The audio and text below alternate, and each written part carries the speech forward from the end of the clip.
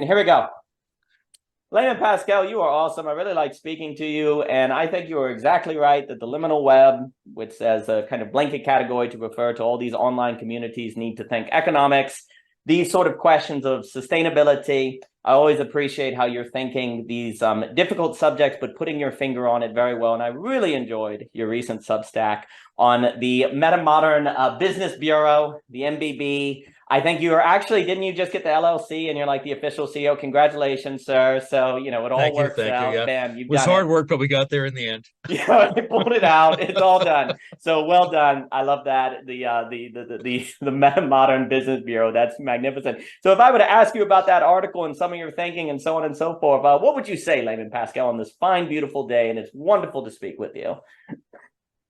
Yeah, happy to be here. Always fun to talk with you. I think there are a number of areas in which the advanced thought and advanced culture building communities are not getting traction in the world sufficiently, right? There's a couple of the hard problems don't just exist in the realm of how does consciousness relate to matter. Hard problems exist in the world in terms of what kind of politics do we need? How do we fund this? How do we defend this? These kind of questions are largely untouched, even though in person, everybody's concerned about them. And this is what I was really finding, right? I have these issues in my own life. I talk to people one-on-one. A lot of their mental energy, a lot of their attention, a lot of their social engagement is going to just surviving. A lot of them are precarious. And yet there's no real dynamic cultural investment in these liminal communities in terms of figuring out how to do these things.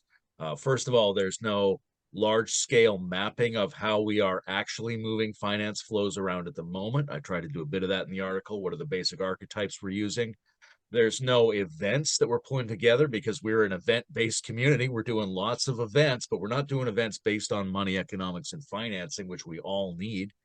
And we're not thinking what are the alternative models in a very practical way, right? We have a lot of discussions about the uh, subtle spiritual and psychological relationship to money and trauma. We have a lot of discussions about how a much nicer future economy could look more reciprocal, more in touch with indigenous values, more ecological. We've got a lot of advanced big theory approaches to that that match with our sensibility, and we should be thinking about that stuff. But in the meantime, we have to exist in the world that exists, and we have to find a way to fund the activities of the web.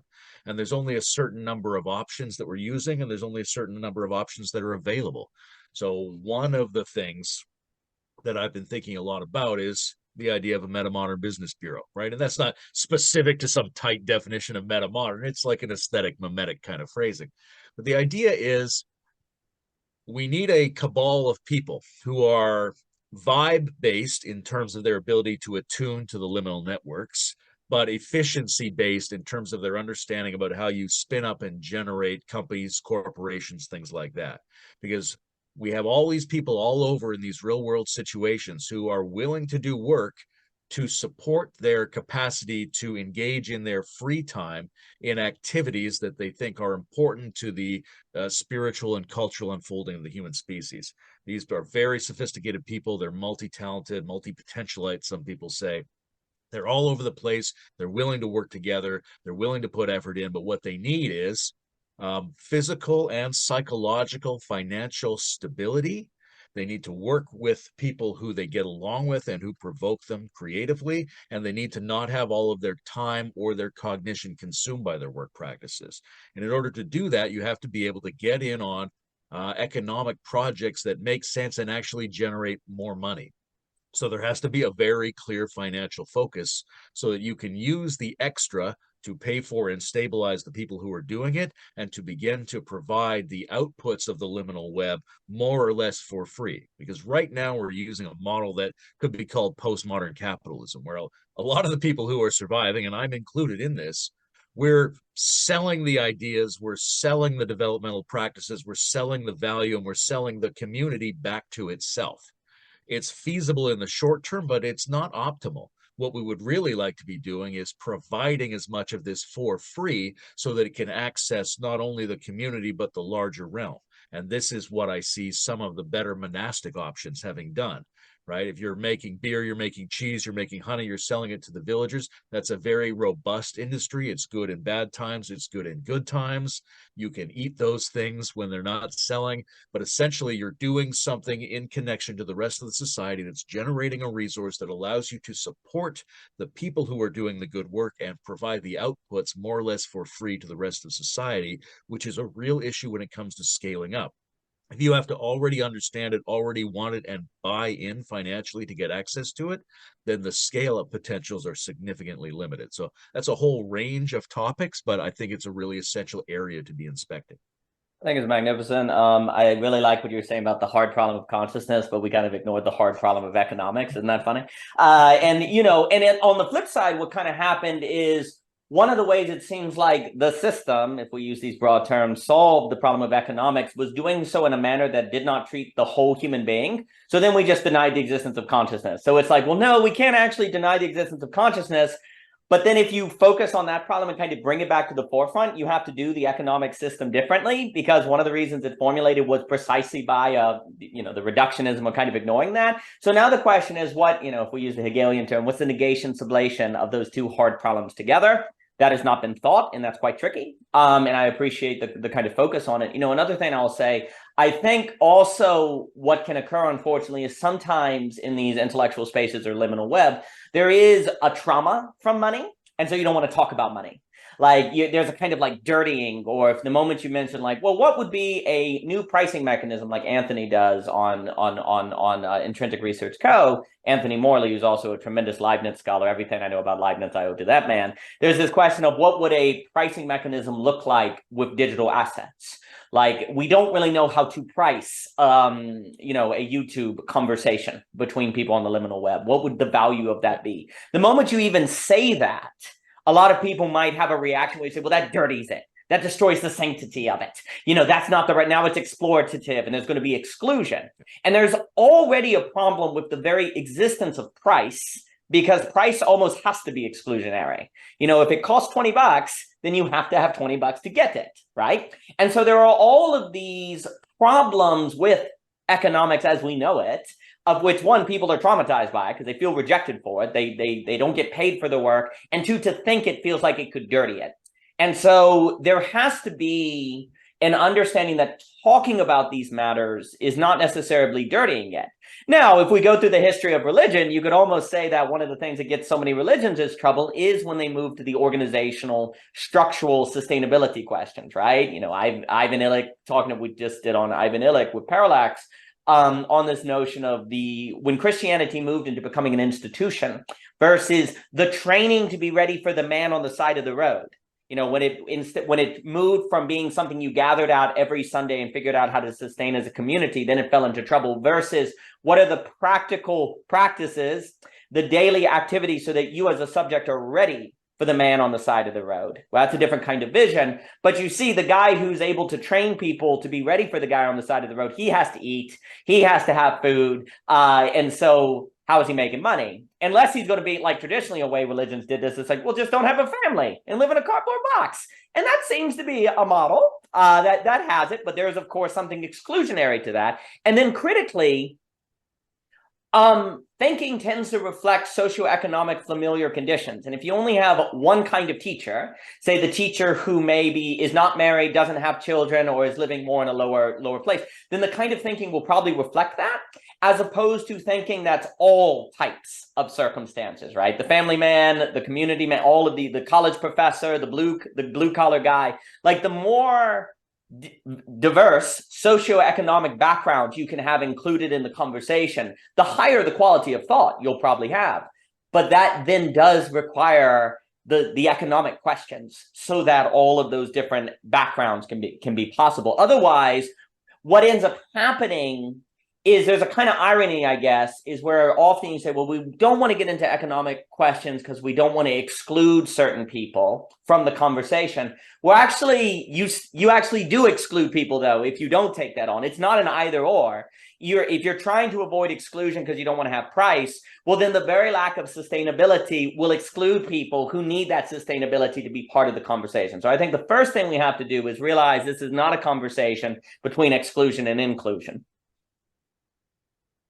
One of the places where I see the hard problem of consciousness and the hard problem of economics coming together is in the possibility of expanding our notion of where we can derive the quantities of price from. Now, this is kind of a mental game I used to do called Tetrabucks in the integral community, which is what would happen if we derived the quantities of the economy from all four quadrants, so to speak, right? Because right now, if you look at what Ken Wilber would call the lower right, the systemic transaction area dimension, epistemologically, all of our prices come out of that one, right? It's all negotiated value between people, right? Whatever the market collectively decides, given its distorting biases, its worth is what it's worth. So you get a number there, right? And if that's a complex, it's a very difficult thing. It's a very strange, abstract, and difficult thing to work out prices in that zone. But then you get some people who would say, well, why don't, and this is facetious, but why don't Facebook likes count as money? Right? Why isn't there some kind of social credit that you get for doing things that other people value? Right? The Chinese system is trying to implement some kind of social credit. It's a very top-down system, but you could set up a form of social credit where people are actually financially rewarded for doing things that are believed to be of value to other people in their community. Now, that would be tricky. We have to figure out who's a peer to whom, right? You'd have to be able to give thumbs up and thumbs down and have a limited number of them. You'd have to turn it into an actual economy in some sense. Now, it's fine. Now, there's also people who do ecological economics, and they're saying, how come the things themselves don't have any value, right? And the classic argument is, if a tree is counted as 0, you cut it down, you sell it for lumber, you make $1,000. Great, you just got $1,000. But if the tree is doing $2,000 worth of business holding the ecosystem together, and you cut it down and sell it for $1,000, you just lost $1,000, right? So if we count the objects in the system, the actual resources, if we count the social experience, if we count even the subjective experience, and this is where it gets to the other hard problem, are there ways of counting subjective well-being as some kind of quantitative metric? Well, maybe this could be done with brain scans. Maybe this could be done with certain kinds of profiling and analysis. It's difficult, yes, but it's already difficult to do it the way we do it. So there's no reason we couldn't be deriving quantities from multiple epistemological value zones. And the fact that we don't has sort of two roots. One is it's harder to figure out how to do it. It's less visible. It's also a direct challenge to people who are massively, disproportionately profiting from having it be a narrow quantification system. But we also run into this emotional resistance in people who say, look, yes, that's fine, you've got the market, but the things I really value, money just can't buy. I don't want numbers put on these values. I want to have them in my non-quantitative space. That's a perfectly reasonable argument, but what that does is it traps that impersonal experience and doesn't allow those values to move into the general market, and therefore doesn't allow them to transform the world system. The world system is being controlled by the exchanges of quantified values, and if those quantifications are only coming from one zone, that zone will massively disproportionately determine the outcomes at the expense of the other value system. So we really need to be thinking, where are the numbers coming from? And then how are we exchanging them in a way that's of benefit to the greatest number and the greatest depth of agents in the system? That's excellent. I think generally a way to bring in that Leibniz, who I can't resist. We've gotten very good at kind of algebraic point pricing. We can't do system or situation pricing. Like we can say that tree is worth $1,000. We're not very good at pricing the entire system in which the tree is located. In order to do, for Leibniz, it would be situation versus geometry versus algebra, blah, blah, blah. And so we've done prices as points. What's that bookcase worth versus what's that bookcase worth in the corner of my office that my grandmother used to work in that actually is an aesthetic against what she liked? Now you're starting to move to a sort of situational question, and that's quite difficult. But we haven't figured out how to do that. So then we tend to price reality as if, this is the funny thing, the way that we price phenomenon suggests that phenomenon are non-relational. well, then we get a non-relational world. And if all of the metaphysics on the liminal web is in a basically screaming sort of ontology of relation, well, then there's a problem with the economic pricing system because it does not price relations, it prices points. So there's a mismatch here. And maybe in an optimistic sense, we were not ready to take on this hard problem of economics until we had the metaphysics to think it. So maybe everything is going just according to plan, so in a way. And so we have to ask, the other thing that occurs is if I say that book, if that bookcase is valuable to me, then it's naked. But if I could say it's worth $50, then I'm basically in a way saying you should value it at $50 too. So there's a certain existential nervousness that comes from valuing outside of price. It's kind of like we talk about with Nietzsche on the bestocentrism. We always want something to bestow upon us the reasoning for our choice, whether it be logic, rationality, God, nationalism, all those different things. It's bestowed to us. When I choose to value something, there's a nakedness to it. And so we don't like that. So we rather just turn to prices that we can all, because price has this kind of language. It's like a shared language that no one person is responsible for. But here's the problem. If no one person is responsible for, then the machine starts operating on its own.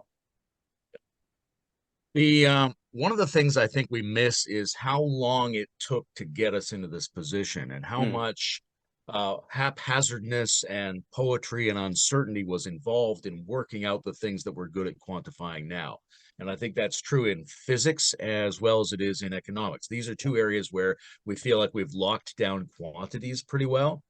But the idea, like the notion of energy, is taken for granted now. But the idea that I would eat something and then kick a soccer ball, so some of what I ate went into my leg and then it went into the ball went this far, then it stopped because it leaked into the air and into the ground, and that amount was quantified, that 10 units of my leg went into the ball and 6 of it went into the earth and 4 of it went into the air.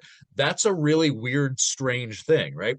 All of human history had no idea about any of that. That's a fairly recent invention, and it required a lot of people doing a lot of amateur guessing, coming up with all kinds of approaches in order to stabilize that. Likewise, with economics, it's a very strange, poetic, relational, circumstantial, contextual thing, right? We used to think money evolved out of barter. Now we're sort of thinking that money's been there all along. But even so, two people trying to work out how many chickens a cow is worth, right? There's no obvious answer. That's a strange negotiation. It's a poetic negotiation. It involves your feelings, mapping multiple dimensions of what you're embedded in, and you negotiating a context against another context in a particular thing. So the fact that it's strange and difficult and poetic and we're not ready for it doesn't mean we shouldn't do it, because the way we got the ones we have now is by a lot of people who weren't ready, just trying to do it. That's how you stabilize a system. I think that's extremely important. And when you look at the history of businesses that now it's obvious that they were making a good product that would benefit everyone. Well, actually, you go back to some of these startups in the history, they're like, well, how we even, like, nobody wants the product. Everyone thinks they're crazy.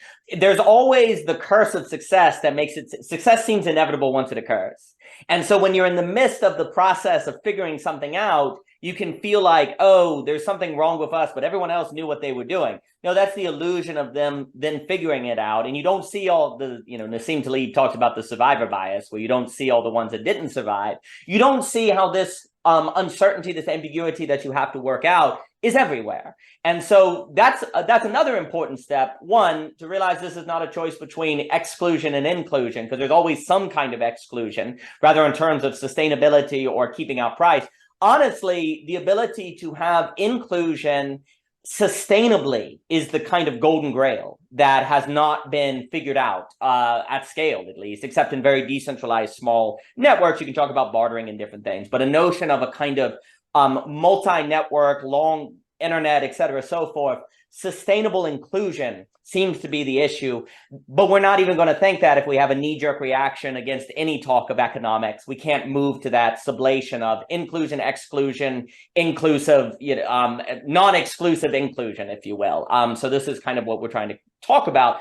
The other stuff that you say, and then the second step is to realize that dealing with this uncertainty is not evidence that you're doing something wrong. It's the inevitable starting point of all determinations of a new way of doing things, a new business, a new system, a new value, et cetera, so forth. The other thing you were saying about quantification, I think, is very important. Because the other thing, like you were saying too, like we're like, well, I want to keep my subjective feelings outside the market. I don't want to dirty them. Well, you see, if you do that, you've got this one side where it's kind of a dualism, actually. You're reinventing dualism. There's no relation.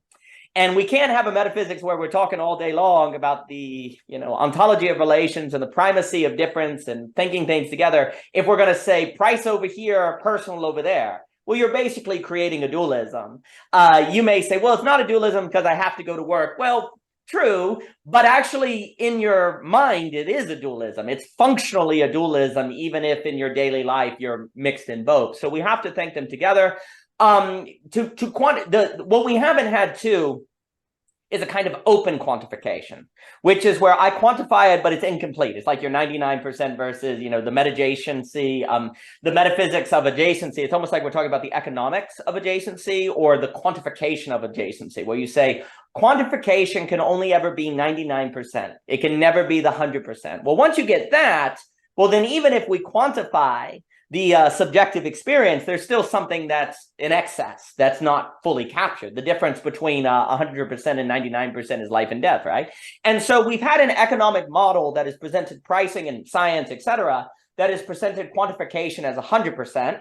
And we said that's bad, but then we may have gone too far on the side of no quantification at all, which then now there needs to be a kind of recovery to say, well, how do we quantify 99% per se at most, never 100%? And if you can do that, you can start seeing where figuring out ways to quantify subjective experience or values is not a reductionism, because there's a 1% that is an infinite opening of possibility. The other thing I'd say, and then I'll give it back to you, is another key is when we think about quantification, and we think about numbers, there's something kind of icky about it. But what if we talked about naming? Like quantification is a kind of language. It's a kind of like, I say this is $50, so then you can understand it without us having to go to the history of the item, right? So one of the other issues is it can help if we see pricing as creating a language. Because if I were to say, can you put a price on your subjective experience? It's really icky to people. But if I say, can you name your subjective experience? It still might be icky, but not as bad. And then if I say, can you like do a poem on your subjective experience? Oh yeah, that's fine. I'm happy to do a dance or a poem, right? So there are these different levels, but if we can see them all on the same gradient as giving a language to, versus numbers are here, words are here, where really it's all in the business of a kind of communication. Well, guess what? Then we're talking about community formation. That's the key. Bringing in quantification then as language is a possibility of community formation. It's a possibility of relation. And basically, if we don't think quantification at all, we're probably setting limits on relations, because there are certain limits to what kind of relations we can have. It would have to, without, quantification has this very, very bare minimum language almost. Like it's almost like it's like really bare, like it's like a punctuation without words, if you will. But it kind of approaches something that's more universal. I'm not saying it's totally universal, but it's more universal, if you will. Well, that kind of increases the scope of relations that you can have, right? The problem becomes is when that scope of relations is the only scope of relations, or it's more real than all the other scopes of relation. But if we can see it as opening the field of relations that we can have, that then invite people into our subjective experience. That's the thing. Like if I can quantify my subjective experience or language it, then I increase the probability that people can enter into my subjective experience, right? So it's not that you're reducing or sullying or something like that, your subjective valuation. In fact, you're looking for ways to open up access to them or to share them or to figure out ways to make them sustainable. So I think if we think about quantification more like a language and sharing a language to more and more people, a low-level language so that then they can begin working up to more complicated language. Like you have to learn letters before you learn words. You have to learn words, sentences, paragraphs, poetry. Poetry is really high up there. Well, it's like quantification is on that same gradient, I think. Yeah, two things are coming up for me. One is what I might call Nietzschean tantra, and the other one is gradients. Gradients are essential in thinking the metaphysics of adjacency. Because you don't have to be trapped in a binary. And one of the things we do when we think we've got beyond the simplistic binary, we've got beyond Cartesian dualism, we actually end up just flipping the dualism or reverting to a pre-dualistic condition rather than thinking in a way that goes beyond but includes the dualistic possibilities. Um, when we do a screen to represent an image, right? We look at a computer or a television, it's supposed to represent something. It's really clumsy, actually, if every pixel can only be red or not red. You get a very basic, very inexact image, right? You need more colors and you need the ability of each color to be more or less intense in creating that image. So we need to be able to map from more sources. This is a problem with AI as much as it is with the economy. Right now, so-called AI, large language models, are mapping average typed discourse, right? They're not mapping physiological experience. They're not mapping what's happening in ecology. They're not really mapping facts about the universe. So you have to draw from more sources, and the economy also has to draw from more sources. And everyone says this, right? Like, why isn't a housewife counted as work? Why there's so many kinds of work that aren't reimbursed in the system because they're not quantified. So we have to be able to quantify more systems. We have to do that quantification on a gradient. And this is where the adjacency thing comes in, right? The naming in terms of numbers shouldn't be any more difficult than naming in terms of words or in terms of gestures. Now, we got to make space because different people have different temperaments, right? Math is, I remember seeing a girl run out of honors math 10 in tears, right? I know it's very emotional. If you don't see what's happening and there's a whole meaning system and you're not getting it because your particular neurotypification is not seeing that, that's hugely excluding and emotional. So we have to make room for the fact that a lot of people are not numerically oriented. But we can make it easier for them by having different kinds of mathematical training systems. We're mostly trying to get people up to speed and figure out who's cognitively able to do it very quickly and very abstractly. We're not spending much time in our school system. You know, we're not putting 4 or 5 years into doing math the way Pythagoras would, you know, in the dirt and with rocks. Classic calculus. So I if we think had a richer form of mathematical training, I think more people would be able to do the naming through numbers. But even then, when you're doing the naming through numbers, it's how do you place this on a gradient, right? There's a problem in collective intelligence, and the market is a form of collective intelligence, a sense of collective meaning making about how we organize and distribute things. And the simplest form of group decision making, we teach it to our kids. Just show of hands, and then the largest number of hands wins. That's what we do. It feels very natural because we train it. If you say instead, look, and I've done this with the family, everybody think of how much you want to go to this movie on a scale of 1 to 10, and then we'll add them up and we'll get the average and we'll go to that movie. It feels strange because we don't practice it. But in order to do that, in order to take the collective decision making and its total intelligence to a higher level, you have to be able to find a whole gradient of options. So you've got 100 options instead of just yes or no. This makes the difference. I often point out the difference between Metacritic and Rotten Tomatoes is on Rotten Tomatoes, they just tell you the percentage of people who said yes or no to a film. So there's no difference between I liked it 51% and I liked it 100%. That counts the same, right? So there's a lot of missing information. On Metacritic, you do it on a scale from 1 to 100%. So that is much more precise and it includes more information from the people who are participating.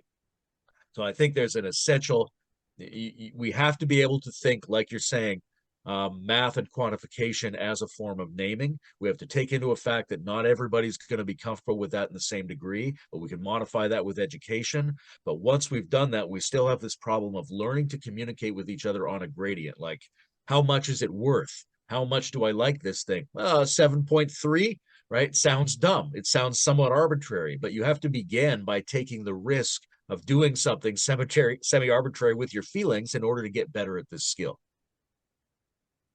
You said a lot of really good stuff. So in the same way that I think people have a trauma to money, they have a trauma to numbers. And the key reason, as we talked about before, that I think the education system is a disaster is because it teaches people to associate being smart with being good at trivia. And the problem is that means your relation to numbers is a completion. You're good at it or bad. We don't teach math as we teach math and here are the questions. You get a B on the test, an A of the test, or the C of the test. In the real world, you can do those math problems as long as you want. You can turn to any resources you need to figure out the problems. There is no time limit. There's only your resourcefulness. People's relationships to numbers would be so incredibly different if they experience mathematics as a mapping or a creation of maps or a trying to describe reality in some fundamental way to help it unfold in its fullness in a way that's more intelligible to you versus this incredible nervousness where math is either something you know or not. We do not teach poetry this way. We do not, because everyone knows with the poem that at the end of the day, if the teacher gives it a B or a C, it just, we know it's authoritative, but we also know it's not, right? Like, the teacher could just, we just know at most, there's a 99%, but there's not 100%, right? There's a little bit of an opening in the grade. With math, it's not like that. You experience math as the grade is 100%. Like it is 100% reflection of the reality of your relation to numbers. Therefore, it's authoritative. And most people find out that the authority said they're bad at numbers. And so numbers, they say, I'm bad at math, I'm bad at numbers, I'm bad at quantification. And the experience of that is a reminder of that trauma. So we do not teach math, and this would be teaching math more algebraically, Descartesian, versus geometrically like Leibniz. But imagine if math was taught more in terms of figuring out, and the lady, the wonderful PhD that Guy Senstock was talking about, mentioned it this way. What if people experience math and numbers as kind of the music of the universe? And if you say, oh, I'm not good at, the example she was making on Guy's channel was the idea of, if someone came up to you and said, I'm not good at music. You'd be like, what? Like music is some sort of fundamental experience of reality. It wouldn't make any sense. Well, that's basically what people are doing when they're saying, I'm not good at math or I don't like math.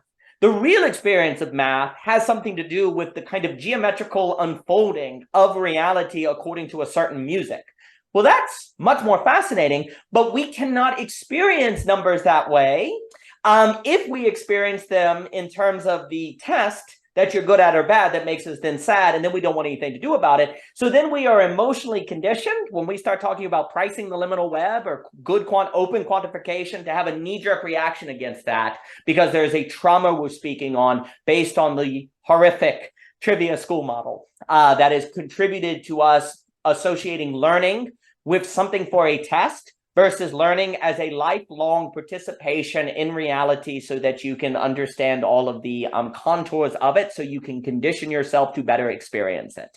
So you have that trauma lurking in the background that has been very, very bad. And I think also like the key as well is because math is taught to us in an algebraic way, then and math equals most real, then we're also led to feel like if you're not doing the traumatic mathematics, you're not doing something real and practical. So then when you're doing stuff on the liminal web, there's this weird thing where because it's not quantifiable in that way, it's not real.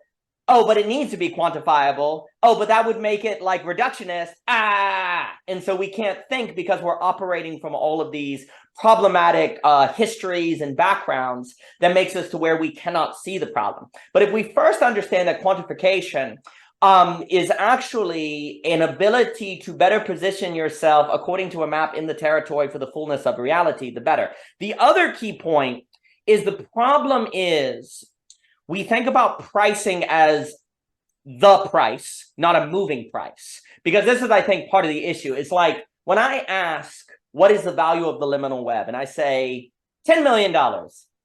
That feels so horrible. That feels like, oh, that's it. It's done. It's $10 million, right? And so the other thing is, I think we have, in addition to realizing quantification as open quantification, as I'm using as a tentative phrase here, this kind of where you quantify, but it's open. Likewise, I think we have to realize that not all pricing has to be stagnant. There's such thing as moving prices, where prices go up or down. So there's an uncertainty, there's a movement, and that's going to be like we see in the equity market, where you say you have a stock for it's $80 today, but next week it's 78, and the next week it's 100. The very movement of price then suggests it is alive, and that the very movement of price in the equity market means and signals to you that the price is not the whole thing, that there's uncertainty there. So we also have to realize that there are possibilities of pricing things in a manner that moves in a just relative to the quality of experience that the liminal web space is creating or the value the company is making. So one of the things, I'll throw it back to you, is I think the other thing we have to realize is I think the liminal web is probably looking for a pricing mechanism that has a kind of moving pricing mechanism. And that's more like investment. Like right now, the problem seems to be, well, let me put it this way. I don't know of actually any field that's sustainable without an investment model. Like if it's simply a pricing or goods or services, but there's no investment possibility, it tends to have an expiration date because the investment makes a sustainability.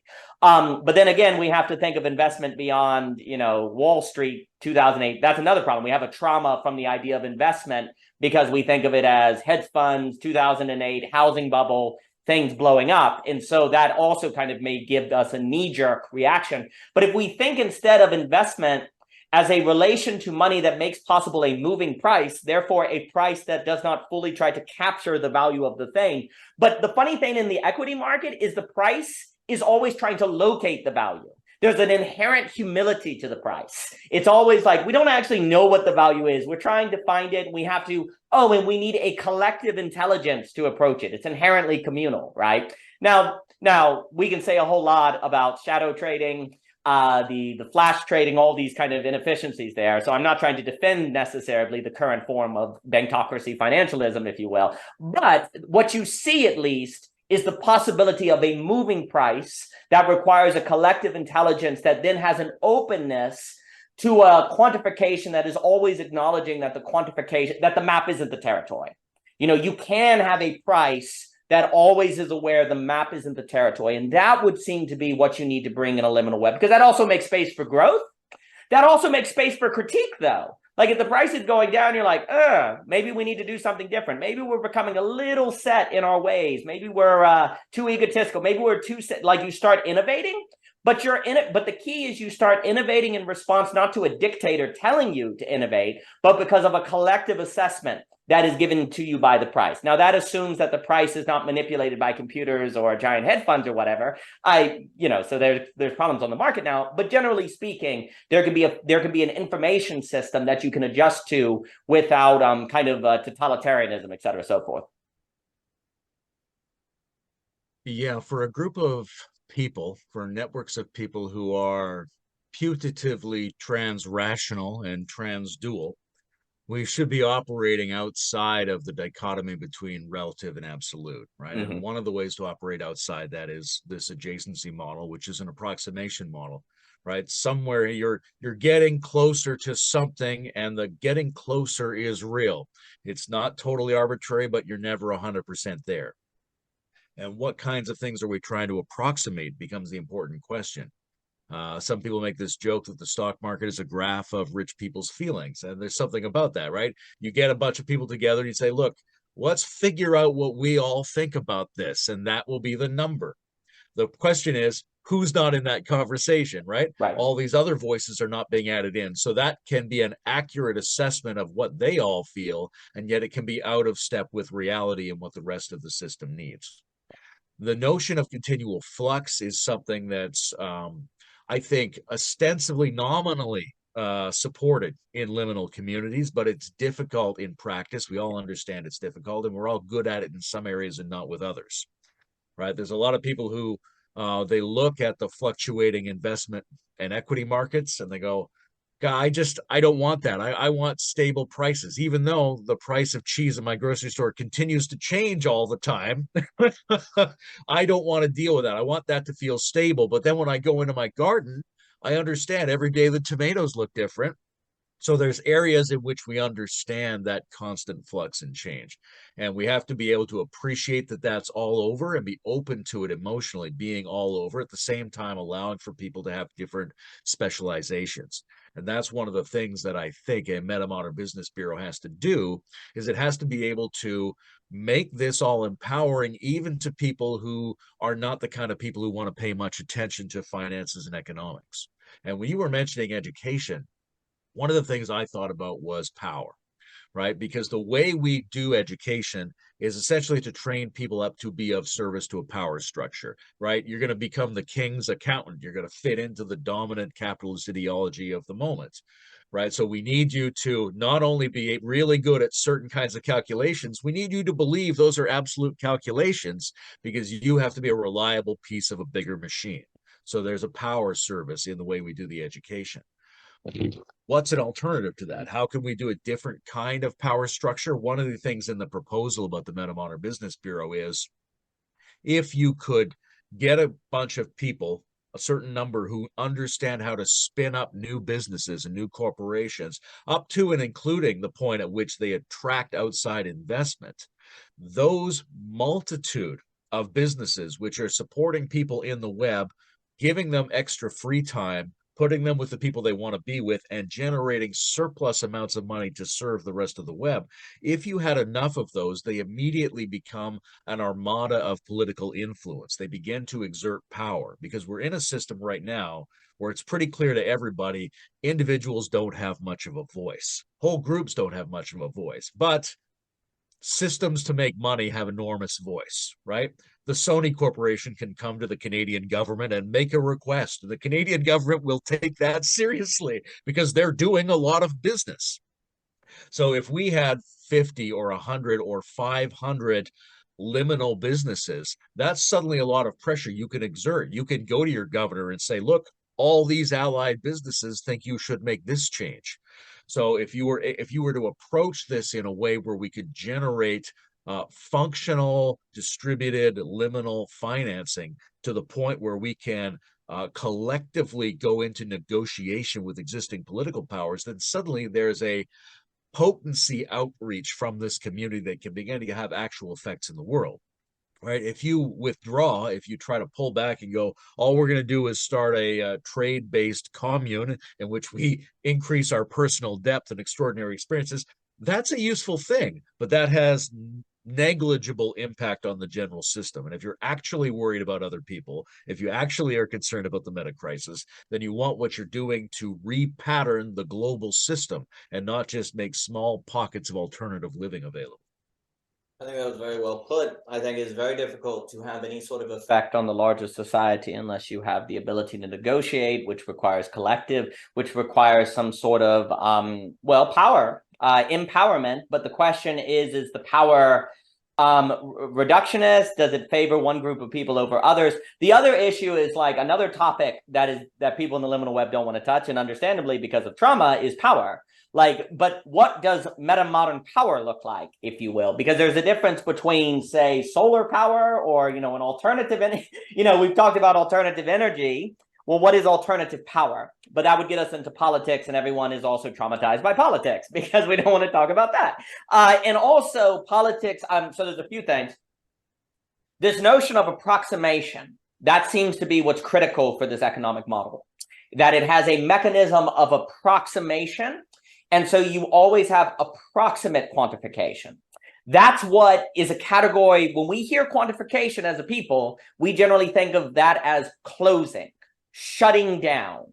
So the first association is the realization that there's the possibility of approximate quantification. Well, that means there's approximate pricing. That means it is possible to have enough intelligibility to where other people can understand you, but not close you off. So the approximate, I do think the metaphysics of adjacency is useful here to think the hard problem of economics and the hard problem of power and the hard problem of politics, because you cannot have the 100% if you're going to avoid the dangers of quantification in this closing way. So, but then of course, this would mean being educated is about learning how to be good at approximation, not knowing the answer, but being good at approximation. Well, that's an entirely different mindset. That one, to get these values, because like on this question of how do you value what the liminal web does, right? Like we were talking about, Forrest Landry, I really like these categories. He talks about power, transaction, and care. And we have a society that tends to be good at power, transaction, but not care. Well, because if you introduce care to the other two, it changes the quality of those two and kind of unveils that, oh, they're actually reductionistic. So we've made a point to kick out care. in the same way that you were mentioning, there's always, why don't we pay housework? You know, Ivan Illich talks about shadow work, that, and it should be noted, if you take my word for it, that in the history of economics, there has never been a realm that the wage labor has always required work that is not categorized as wage labor to be possible. You have never had a society, like, so for example, Ivan Illich makes the point that it's actually work to sit in traffic. Like if you go and sit in traffic, that's a form of work. Do we pay you for that? No. But if nobody sat in traffic, nobody would be at the office for wage labor, right? So there's a free labor that makes possible wage labor. Now, I just suggested getting into Marxism, Piketty, and everyone. I'm going to resist that because basically, because the main point I would say is when we're talking about a metamodern economics or an adjacent economic, what you're talking about is the first time in history when the wage labor has acknowledged the shadow work. You've made it because it's actually still dualistic. It's not relational, and everything is about relations now, right? So like basically our economics and politics do not reflect the metaphysics that the metamodern space, the liminal web space is moving into, which is much, whether you're a Hegelian or Whiteheadian or whoever, it's very relational. Relations are primary. Well, the economy does not have a relation between shadow work and wage labor, to use Illich's term. It denies the existence of shadow work as even work at all. And so there's no relation. It's a form of dualism still. So a metamodern liminal economy would be one that acknowledges the difference and sets up a relation between them. And that shadow work then would become the 1% that is never included in the 99% that keeps the 99% from ever being pathological, incomplete. So it's almost like instead of wage labor and shadow work, it becomes the 99% quantification and the 1% openness that makes an opening for necopatry, the reverse of entropy, creativity, and life. So that 1% opening is where all the life is possible. So instead of being shadow work, it's like life work almost, or it's kind of the reverse entropy. And right there, you start having a sustainable system.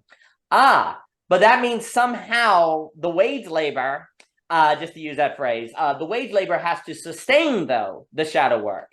And throughout all of history, what it's mostly done is ignored the shadow work and denied it as even work. Like housework is not even work for Ivan Illich. You know, the sitting in traffic is not even work. Being on Facebook and creating data is not even work. So the economy, for most of history, has made possible wage by not classifying certain work as work. That's how it sustained itself. Because the question is the following. Okay, if you're going to categorize the shadow work as work, then it has a right it has some sort of legitimacy to be paid. How can we pay it? And we don't have a pricing model to determine how you would go about paying it. But if we do not think this, there is basically no way to negate sublate modern capitalism. Like this, there is no other option.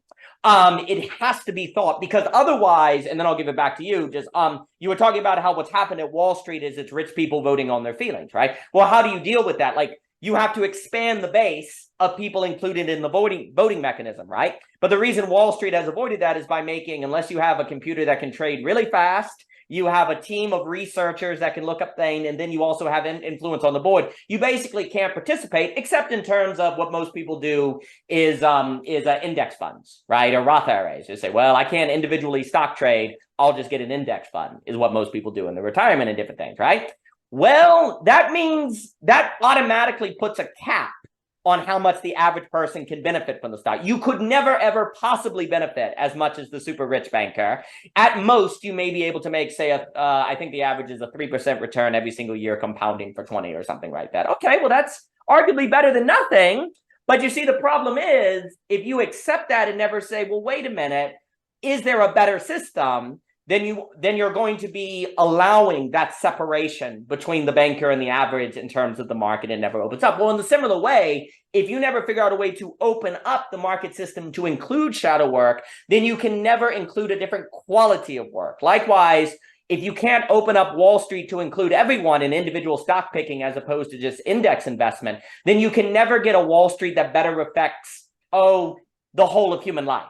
It will always mostly just reflect the sentiments of the rich people, to use that example, right? So likewise, if we want the market to actually more accurately reflect human existence, not just cutting down the tree for lumber, but its location in the system, then by definition, the mechanism has to expand to include more people in the system of collective intelligence, right? Well, that would require a model by which to go about quantifying things that are not traditionally quantified. And that would require the kind of subjects that can do that and be able to engage in care and to do so in a sustainable way. Those are thoughts, but I'll give it back to you. There's a kind of conspiracy or mutual complicity between the people who are asymmetrically benefiting from the minimal amount of economic mapping that we have. Like we say, you can't and don't want to totalize the way that all effort is moved into the system, but the residual can be 1%. At the moment, it's maybe something like 50%, to pick a number more or less at random. Right. So all of that is shadow work. And it's, of course, very telling that in the liminal web, shadow work is taken almost exclusively in a psychological and personal sense, and not in the sense of actual work in the actual world done collectively. So the people who don't want to quantify all those values, they are in objective complicity with another set of people who don't want to do that as well, because they asymmetrically benefit from not having those things counted. It's much easier to run the current dominant ideological version of wage labor and of other kinds of profit if you don't then bring more things in, because that will readjust the prices, and your ability to gain asymmetrical gains outside, it will be undermined. The people who are winning at the moment don't want that. And the people who are anxious about including those values in that system, they are the structural partners of the people who are currently winning. And this is a very interesting thing, because when we look at, say, the notion of embedded and enfolded layers of cultural operating systems like modern, postmodern, and metamodern, the modern system, the modern neoliberal order, is the one that's running most things. And then you have a layer of postmodern critique. And the postmodern critique is going to say, look, we are capable of more perspectival variations than you. We are able to transition in more ways. So we see the background, we see who you're leaving out, we see who you're marginalizing, and we can bring this to your attention. But observing this fact doesn't really do anything. And the strength of the modern system is that it co-opts the critique, and the critique becomes essentially a silent partner in the running of the system the current way. So what you have to do is not only observe the fact that some forms of labor fall outside of the system, you have to build a new system that actually counts those in the system, understanding that it cannot and should not ever become totalized, but it has to include all the things that the postmodern or pluralistic critique is pointing out to be missing from the progressive linear rational approach. Yeah. That was really good. I could go further, but I'm trying to organize my mind into bite-sized units. I'm doing well. No, everything you said was so good. I don't think people realize that if you say quantification is dirty, that benefits the people who benefit from quantification. The rebels are part of the power. To say an extremely crazy thing, but in a very real way, communism was one of the best things that ever happened to capitalism. Because when communism failed, it made it look like the end of history. Francis Fukuyama, right? In different things. Because the problem, and also too, one of the worst things that can happen is where you have, if all of the people with the new ideas of new ways to doing things hate capitalism is like their best friend. Because then it makes it look like when those new ideas aren't sustainable, capitalism's like, we told you. Those newfangled ideas weren't so great after all, huh? Come back to mama, come back to daddy kind of thing, right? So this is why there is such a danger in the liminal web not wanting to take on the hard problems of economics and consciousness, which, don't get me wrong, I get, but then you can actually be complicit in the power structure. It's like that movie Snowpiercer, where the rebels are actually part of the power structure, right? You didn't know it, turns out you were. That's the danger. And that's also why, I have some leanings toward the Nietzsche and the Lacan and the psychoanalysis, because to think these problems, you do have to work through a lot of traumas and associations. And I don't want to be talking about capitalism because you got all these exploitations that occur. And I don't want people to think I want money. So there are these nervousness and anxieties that you have to work through. But if you don't think these things and figure out how to integrate them into a symbolic and imaginary register that doesn't just fall into the previous power structures, it's only a matter of time before the real in Lacan comes forth and breaks the whole thing down. And that's the big issue, is the psychoanalytical is the acceptance that the real is coming. And if you deny the real because it's too traumatic or difficult or whatever, then the real is going to shatter you. And whenever the real shatters the new, it benefits the old power. And we're actually kind of setting up to contribute to the old power in that way by not thinking this problem. Now, it's understandable, though, why we don't, because what communism basically did not do, it was not a sublation in that it did not give us an answer, if you grant me this, to the extremely powerful coordination problem of von Mises and the pricing problem of Hayek. Like, the problem is a lot of time when people see pricing, they see competition, they see greed, things like that. This is not the correct understanding of pricing. Pricing is more like a giant computer to figure out where distributions go. Now, I said computer, and there's a lot of problem today of us thinking human intelligence equals computer, so I'm not saying that it's therefore complete, but pricing is more like an information coordination system. It is not merely about competition. It is not merely about getting rich. It is to use a simple example from Dr. Soul, is if you're in Florida and water is $8, it's really expensive, then all the companies have incentive to send water to Florida to make that $8, which then does what? Bring the prices down, right? If water is $1 in New York, then people go, oh, they must have a lot of water, so they stop sending water. You know, pricing is the only way we have figured out to have a coordination between supply and demand. That's the big problem. How do you have an efficient coordination between supply and demand? Now, I would argue we have all sorts of inefficiencies in the system now, so that's not a very good. And the problem, my $1 million claim is that one of the reasons why modern capitalism has proven problematic is because we don't actually know what demand is. Like when you read economic models, they just assume demand. Demand is stimulated. We don't actually know what demand is, because I'll tell you why, in my opinion, because demand is what is created in the shadow work that we do not acknowledge. So the only form of demand we have is consumerism, which then destroys the planet. But actually, human beings can change their demand with the right training. What the liminal web is actually in the business of, to just jump ahead, in my opinion, is training demand. It is training the creation of demand, not merely the stimulation of demand. When you read Keynes, when you read all these different people, demand is treated as a thing that just exists. And if there's the right supply, people's demand will be stimulated and the economy will grow. So demand is pre-existing, which ultimately also means value. What people value is just pre-existing. Well, wait a minute. Why do they value X instead of Y? Economics has never taken, well, modern economics, I do think when you go back to where we were talking with Michelle Bowens on this, on how it used to be that political economy was always political economy. Then it became politics and economy separated, and that's where everything went to crap, because you separated questions of economics from human motivation, human values, human intimacy, and you lost the commons.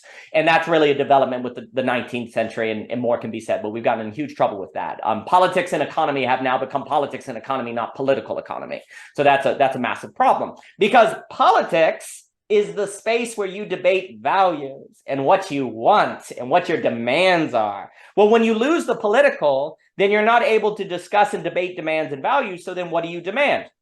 Consumering. That's the only thing. You can only be externally stimulated to demand. You can't create your own demands. And when you look at philosophy and the humanities and the liminal web, one of the other things I'll just say is one of the reasons it's super, super important for the liminal web space to figure out how to be sustainable, and just like shadow work to be sustainable, is because that is the realm in which demands are created, not merely stimulated. And if that realm does not exist, the current system eats itself. Well, that's what's happening, right? The current system, because we don't know how to create demand, we don't teach the creation of demand. The only demand the system operates according to, and thus prices, is a demand that is consumeristic and is unsustainable. So to make the economy sustainable, you have to change the quality of demand and what people want, and that's what the liminal web trains. But the problem is, if it's not sustainable, then you can't make alternative forms of demand sustainable. So the demand that survives is the one that benefits the power structure that's eating everything. So the issue is, the first thing is to make people realize that the liminal web spaces are the only possibility for capitalism to not eat itself at the end of the day, right? Well, that sounds pretty pro-capitalist, right? You see, this is where we move beyond capitalism bad, communism good, communism bad.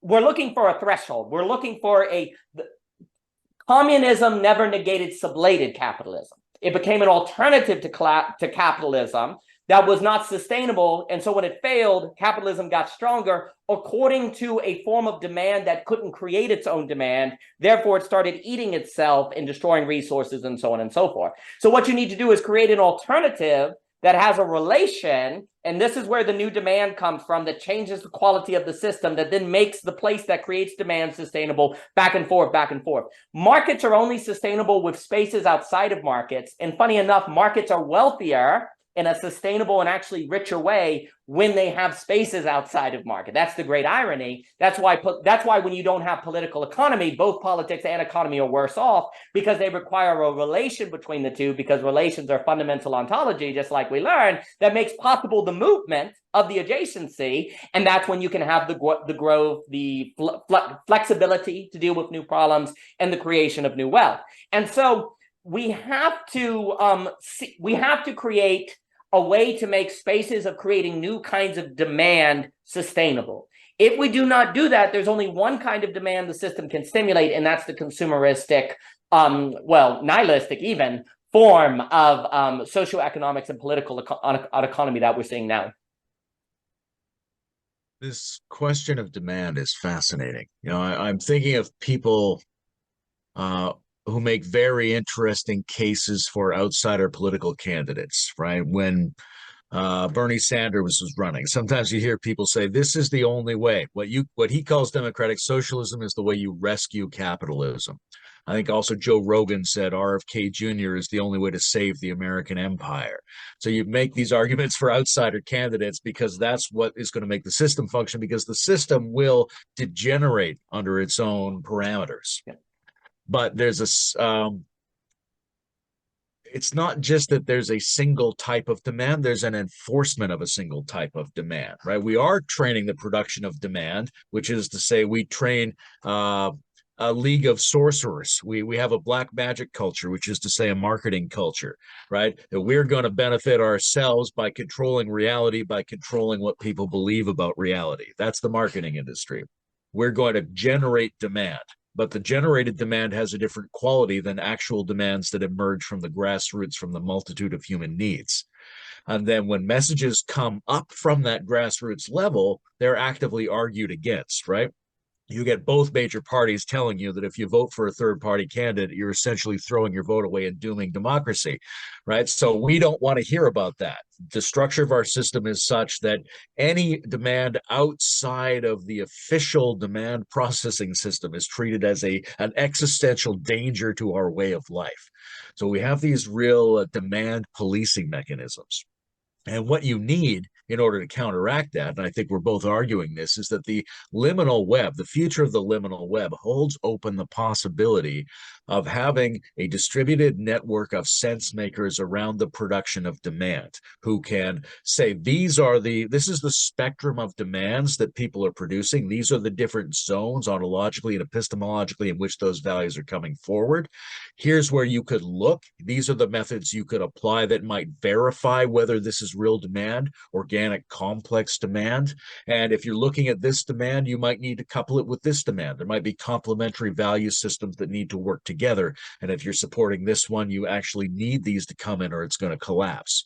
So a sort of multivalent impact investing function in its broadest sense could be one of the most important value operations of the liminal web going forward. But one other thing I wanted to touch on was, brilliantly, you said, you gave the example of a person who thinks, I don't want people to think I want money, right? And there's a real psycho-spiritual self-limitation around that, right? It's not that we ought to be finance driven in all aspects of ourselves, but that we have an anxiety around the perception that we are, or in ourselves around the self-perception that we are. And this leads us to favor self-relinquishing modes, which gets us into a nihilistic program, right?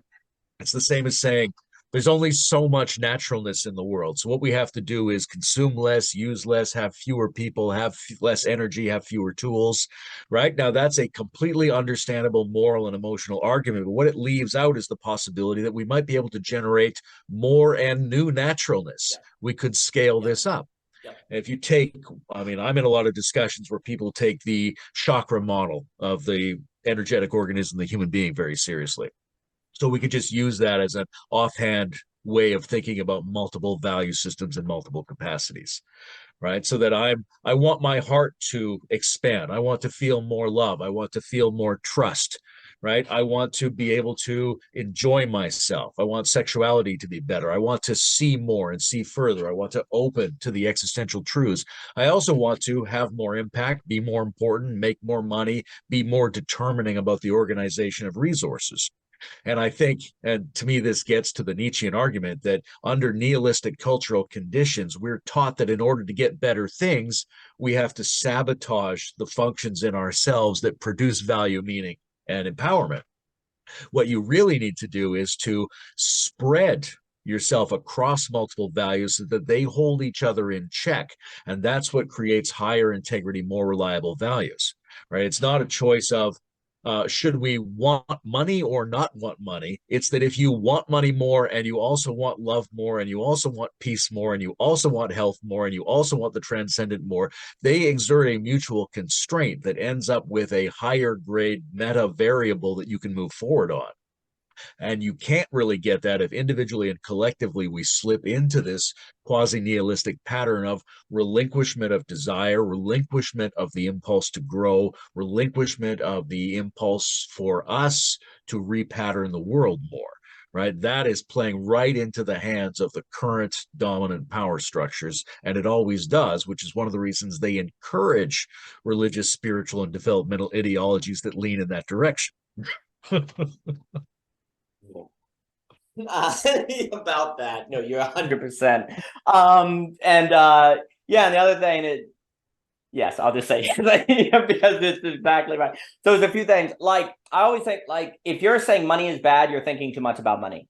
Like the correct relation to money is a kind of money forgetfulness. It passes through you. Like I like Timothy Keller where he talks about self-forgetfulness. You have selfish, which is bad, but then you have a form of self-humiliation where you're always talking about how you suck and you're a bad person. Well, you're actually focused on yourself all the time.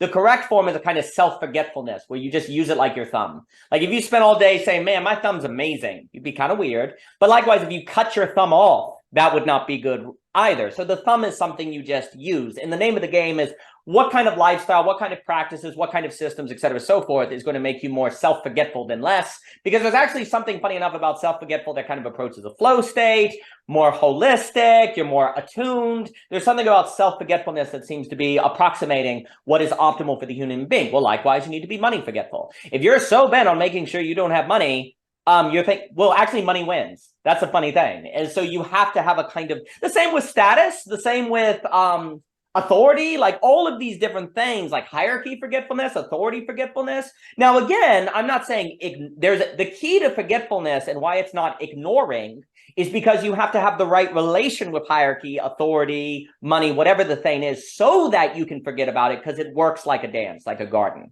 Like forgetfulness is what makes possible the organic. That's kind of the key move there. Like people might hear the word forgetful and say, what are you saying? Ignore? No, you have to do a whole lot of work with yourself and your relation to money to be able to have money be something you forget about.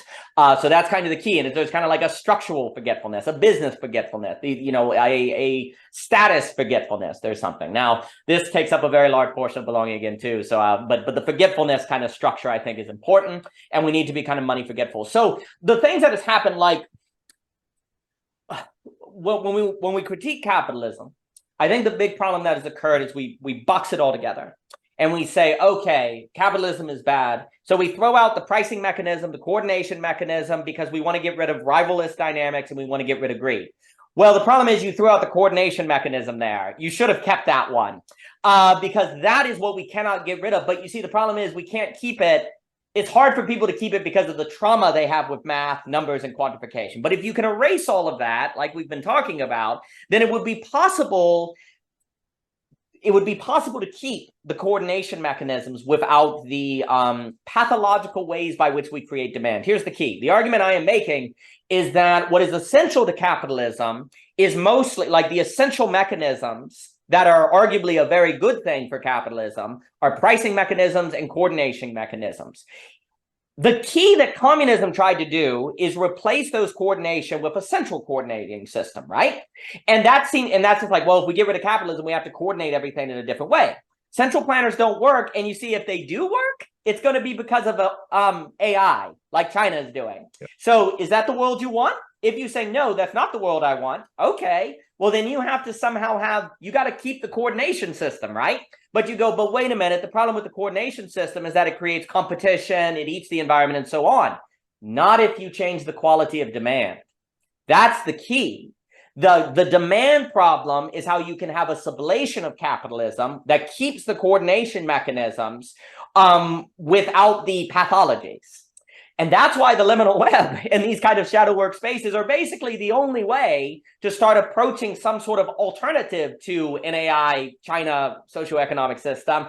Or, I mean, you can return to a kind of Amish community. You do have the isolationist strategy where you say, screw it, I'm just going to be separated entirely. Okay, that could work. But if we're trying to talk about how to maintain a world where, I don't know, you have the internet, where you have technologies and I can go to Lowe's and get a wrench, then we're going to have to figure out how to keep the coordination resource issue. Because the key is, so to put it this way, the pricing mechanism, which I'm also just using as a catch-all for the coordination mechanism. And also, please note, the coordination mechanism has been particularly screwed in favoring creativity and innovation because of the horrific intellectual property rights that the America has. So I'm not saying this is the only thing. That you have major legal matters that have to be addressed, and also the monopoly of certification. And Ivan Illich was all about that, where he's like, this whole idea that you have to be certified to teach, that's crazy if you can teach. So the other thing that's happened to modern capitalism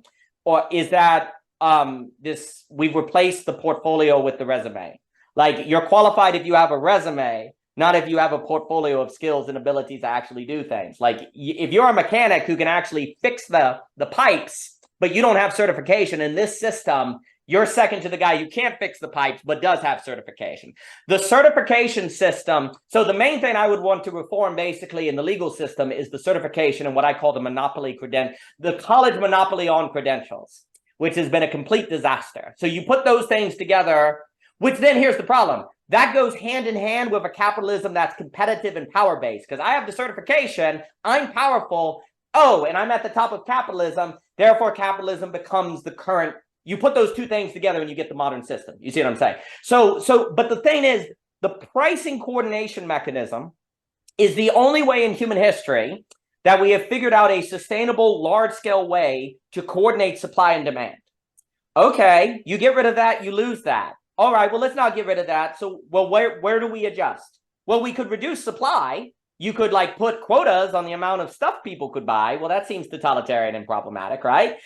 Maybe it's necessary if the world's coming to an end and everyone's chopping down trees. I'm not saying there isn't any limits you set on resources.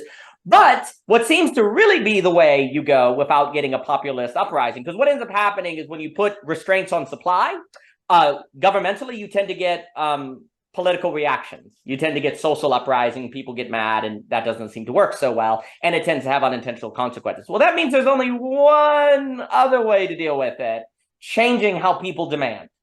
So changing what people want and what they do.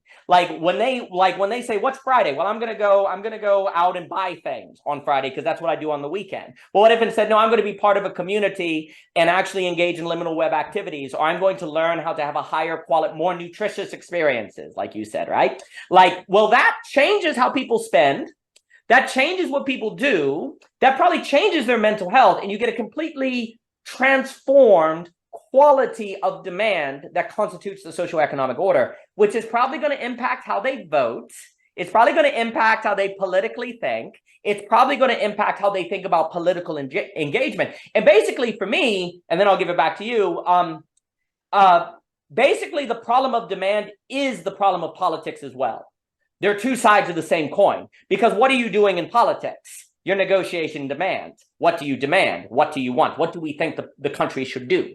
Less regulation, more regulation. This is legal. This is not. The character of demand, which is arguably the character of desire, and that's why it's psychoanalytical as well. These things all go together. And if we want to deal with the real of economics, the hard problem of economics, and the hard problem of politics, then it's the changing of demand, which is what the liminal web is already teaching and incubating in different things. But then there are two questions. How do you get the average person to have a mind that is more able to comprehend liminal web thinking? And then 2, how do you make it more sustainable? Which then, if you could do that, you could change the character of demand on scale, which would allow a kind of negation sublation of capitalism out of the rivalist dynamics without necessarily getting rid of the coordination system. I said a lot. I'll throw it back at you. Yeah, I like your argument around forgetfulness. I'd probably use the word naturalize. You know, when something is functionally taken for granted, it's not vanished from your awareness, but it's not standing out as a salient problem either. It fits in, it's embedded in the system. And that naturalization is an active plastic kind of process. Right? When we think about naturalization in terms of a citizen, we kind of imply that you can become natural, you can become indigenous to a situation. Because we don't think that through very much, we don't get better at doing that. But essentially, we need to become a lot better at the skill of producing individuals and groups that are naturalized to their circumstance. I think a lot of this for me has to be around whether or not there's demonstrated higher capacity in systems. So like, you know, why don't we think about priests and gurus and saints and kings in the exalted way we used to? It's because a lot of them have proven to be untrustworthy and incompetent. Right. But if they actually were demonstrating higher capacity and higher competence and higher trustworthiness, then we would be able to rely on that. Likewise, if we felt like votes were smarter than us, then we would have a lot of faith in the vote. If we felt like the economy was actually doing something worthwhile, then we could have a lot of trust in that. But in order to have that trust, we have to know that it's incorporating a wide variety of intelligence inputs, that it's adequately combining them, and that it's outputting them into something that's actionable. Right? If we thought that was happening in terms of the collective decision-making protocols of politics, the collective decision-making protocols of the economy, or the internal cooperation of the parts of another individual, then we could start to move into a non-stupid trust-based system in which there were higher forces that we could participatorily cooperate with and evolve ourselves towards. So that's important to me. I think your question around how do we essentially extend the liminal web has 2 interesting components. So like, one is, how do we bring everybody up, so to speak, without entering into some kind of fantasy where people in the liminal web are the spiritual and existential superiors of the world. But one is how you distribute, how you democratize new forms of understanding. And the other one is how you set up new social relations where not everybody has to specialize in that. Right. So there are things we can encourage. We can change the education system. We can change the reward system. We can alleviate trauma. We can encourage diet and exercise and practices which allow a richer, more flourishing, more multidimensional, and more integrated nervous system. Those things are all possible. And I think practice is the basis of that. I think it's very easy to slip into the idea that what we need is a compelling new narrative. Right? It's not that there's no role for a compelling new narrative, but arguments over what vision we should sell to the people to make them better go nowhere. Whereas actually getting people to engage in activities where the accumulated output is a new sense of depth and nuance, that's actionable, and it doesn't impose a weird thing on them. So that's important. But in addition to getting everybody up to that liminal thing, you have to establish new kinds of relationships between the liminal and the non-liminal that are in some ways analogous to the relations between the shaman and the villager, the tantric and the sutric. There has to be a mutually anticipated benevolence in that interaction. Right? So like, if we take the very simplistic shaman villager metaphor that I like to play with, right? The people who are doing the esoteric work of self-investigation, self-development, challenging conventional ideas, trying to take apart and put back together in an alchemical sense the ideas that they're confronting in the world. Those people have to understand that they are trying to do that in order to be of service to everyone else. And everyone else has to understand that that person is useful to them and worthy of some kind of social status and respect. And if you set up a kind of social chamber like that, then you get a situation in which people can do a little like Jim Rutt talks about liquid democracy, where you can give your vote on certain topics over to somebody who you think knows more about that. We have to be able to do that because not everybody is ever going to be in a situation where they're equally capable of and have an equal interest and equal amount of time to pursue the exercises that would put them into that liminal universe. So some of it has to be that there are trusted people who can do that better, that you know that you can hand that over to. But the other half of it, of course, is that everybody can get a lot better in certain respects. But that's very much based on practices, which in turn are based on having the social and physical security to be able to engage in practices, which means you can't be getting bankrupted from your medical bills. You can't be constantly worried about how you're going to survive, right? Those things are going to sabotage your ability to be players in a higher sense-making arena. I think that's all very good, which points to the need of the sustainability structure. So a bunch of things. I think so. If indeed a lot rides on the issue of the changing nature of demand, the question then becomes what changes demand? And I think we focused way too much on content. Oh, if we give people the right books, the right information, they will change. Well, I think we learned, because I'm quite partial, as we mentioned before in our last talk with Marshall McLuhan, William Ong, all these people talking about the medium is the message. And the problem is the schoolroom right now, in its medium, teaches you that a smart person is good at trivia, which then, of course, shapes the mind to then think according to trivia. Trivia is transactional. So you're stuck by the forming of your mind in transaction and power, to Forrest Landry. You can't move to care, because care has the holistic. Oh, I also like the idea of self-natural versus self-forgetful. That's hot.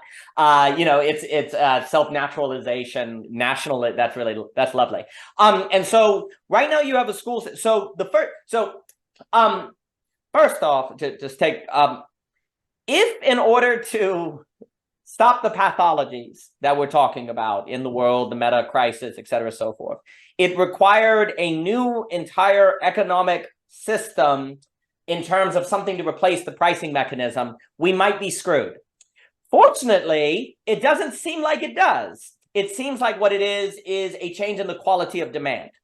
Well, that should actually give us some hope, because that actually seems doable.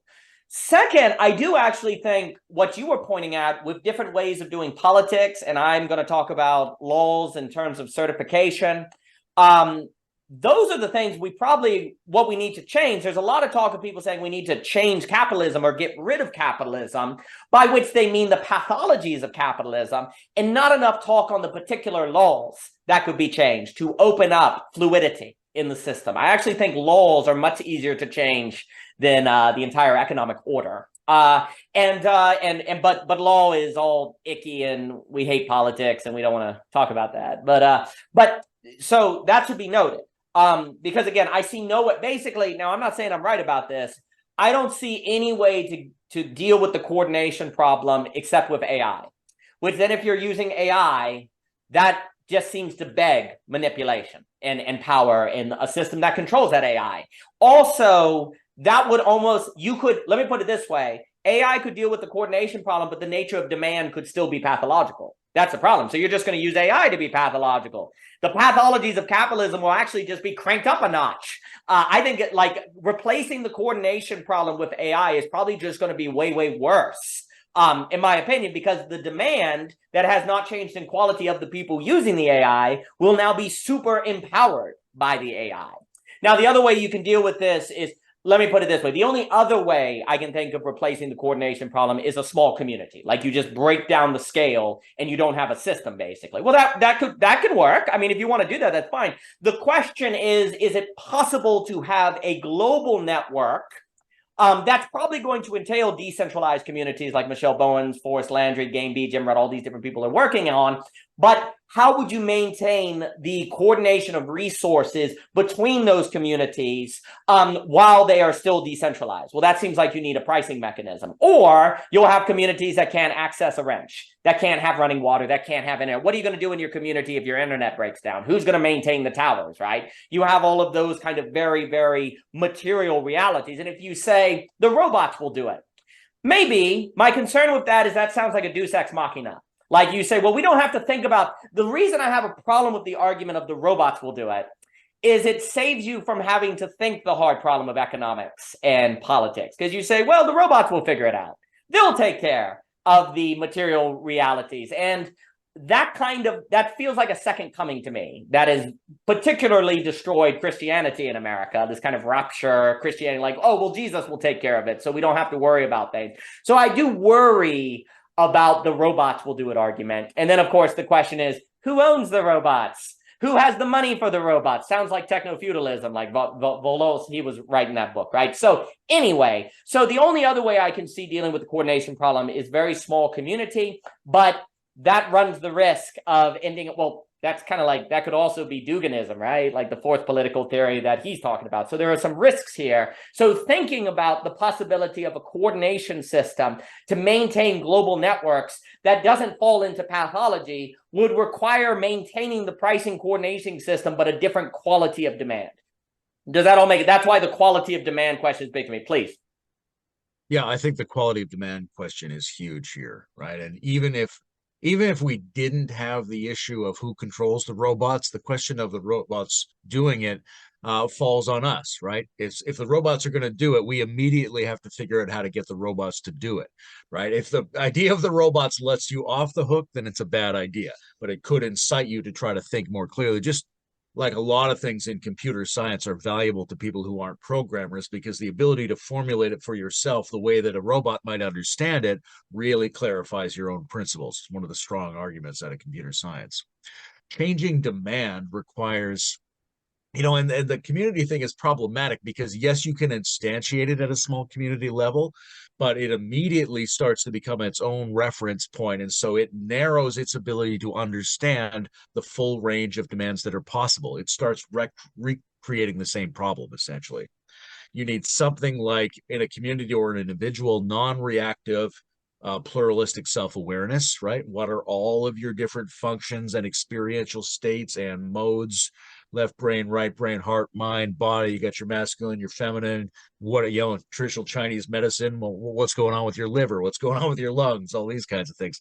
There's a huge distributed community of different needs. So you have to be able to non-reactively access all of them and then perform practices that integrate them to some degree in a way that's actionable. Communities have to be able to do that. Individuals have to be able to do that. If you either don't check the diversity, or can't tolerate the diversity when you check it, or don't make any efforts to integrate it after you've checked it, then your ability to output the richness of demand fails. AI could certainly be used as a tool to identify and super coordinate these sorts of things. It might not be used in that way. There's lots of existing reasons why people might not use it in that fashion. I think in order to get that, we have to move beyond the let's say the individual waking consciousness linguistic prompting style that we've been using, right? That the entire internet and all the AIs, for me, exist where I think of a thing, I turn it into words, I send the words through my fingers, I enter them in, and I get a response, and then I evaluate the response. That's extremely clumsy, and there's no way I can enter a lot of demand into the system through this means. But if the ecosystem were constantly, through various kinds of sensors, uploading its current condition into the AI and into the internet, we would know, right? We know how much iron in the water is good for the coral reefs, things like that, right? So real-time tracking of the ecosystem, real-time tracking of physiology, real-time tracking of neurophysiology.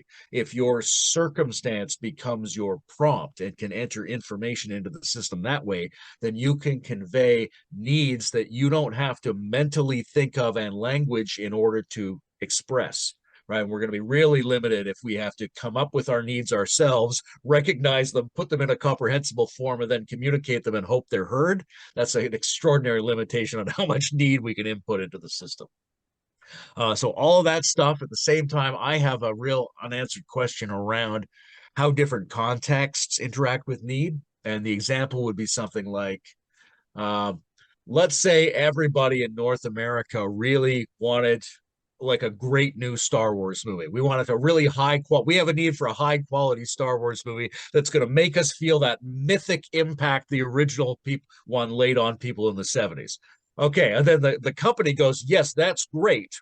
But after we show it to the North Americans, we need to show it to the Chinese. And they have no background and they don't speak English. So we have to make it palatable to them and simplified enough that people who don't speak the language can understand it. As a result, we've removed the nuance necessary for the quality. So the other context means that we can't really do the demand. There have to be something like contextual demand containers that create the area in which the higher quality of demand can be instantiated. What you just said is a hope of mine of what AI could actually help us do. That AI could actually help translate, say, a given Star Wars movie across cultures while maintaining the nuance that we as Americans would not be able to calculate. AI could be an incredible translation machine across global networks that maintain nuance that we've never been able to do before, because it's not possible to have an intelligence that knows all those different things. Like so a few things. I think AI multiplies and magnifies whatever quality of demand you have. And no matter what AI does, it can't deal with the problem of demand. It can make you problematically ignore the problem of demand, and then it will decide what you should demand. And at that point, we're slaves, basically. Because then what that means is where right now the system stimulates demand, thus we're consumeristic. What could occur is AI will stimulate demand, and then we'll just be stimulating according to what benefits AI or makes us think of the human as AI. So owning demand is insanely important. And I'll also note that if we don't own demand and create the quality of demand we want, we cannot think about AI as a tool to help us live with the problem of demand and to translate demand across societies. So AI, in order to have a kind of translator role or a partnership role, is only going to be possible if humans take seriously the issue of demand, which we've not thought. We haven't thought at all. Like if you want to say what is the great crime, I guess, now I'm just like psychological crime that capitalism has done, you could say is not make us realize the problem of demand. Now, at the same time, maybe we needed to go through a historical period of capitalism to even be in a place to realize we haven't thought of the problem of demand, and that would be a kind of Hegelian kind of thing. You reach the limits so that you can move beyond. And I'll also note, I like what you were saying about AI as making us reflect on the character of our own consciousness, because to me, the AI can function as the noumenon for Hegel, where Hegel's like, oh, the noumenon in Kant is, where we said, oh, the noumenon is a limit to thought. For Kant, it's like, what kind of consciousness would think of a noumenon that needs to have the idea of a noumenon to know itself? Right? So likewise, what is it about AI that we need in order to think of ourselves as more human than we've ever thought about before? So we need to do a kind of Hegelian flip with AI, like you were getting at, just like he did with the Kantian noumenon. I think that's extremely important. Also, I will note, basically, when I hear people talk in the metamodern spaces, in my opinion, I'm no expert on these fields, when you're talking about conscious development, there's the action theory of personal development, there's kind of these, I know people critique spiral dynamics, integral to all these different things, but all of that basically that is describing in economic terms is the problem of demand. Like that's the kind of overlap. Like what people are talking about is how do we have this kind of elevation of consciousness or the mind to be able to handle different systems, not to get sucked into. All of that is basically asking, how do we change the quality of demand?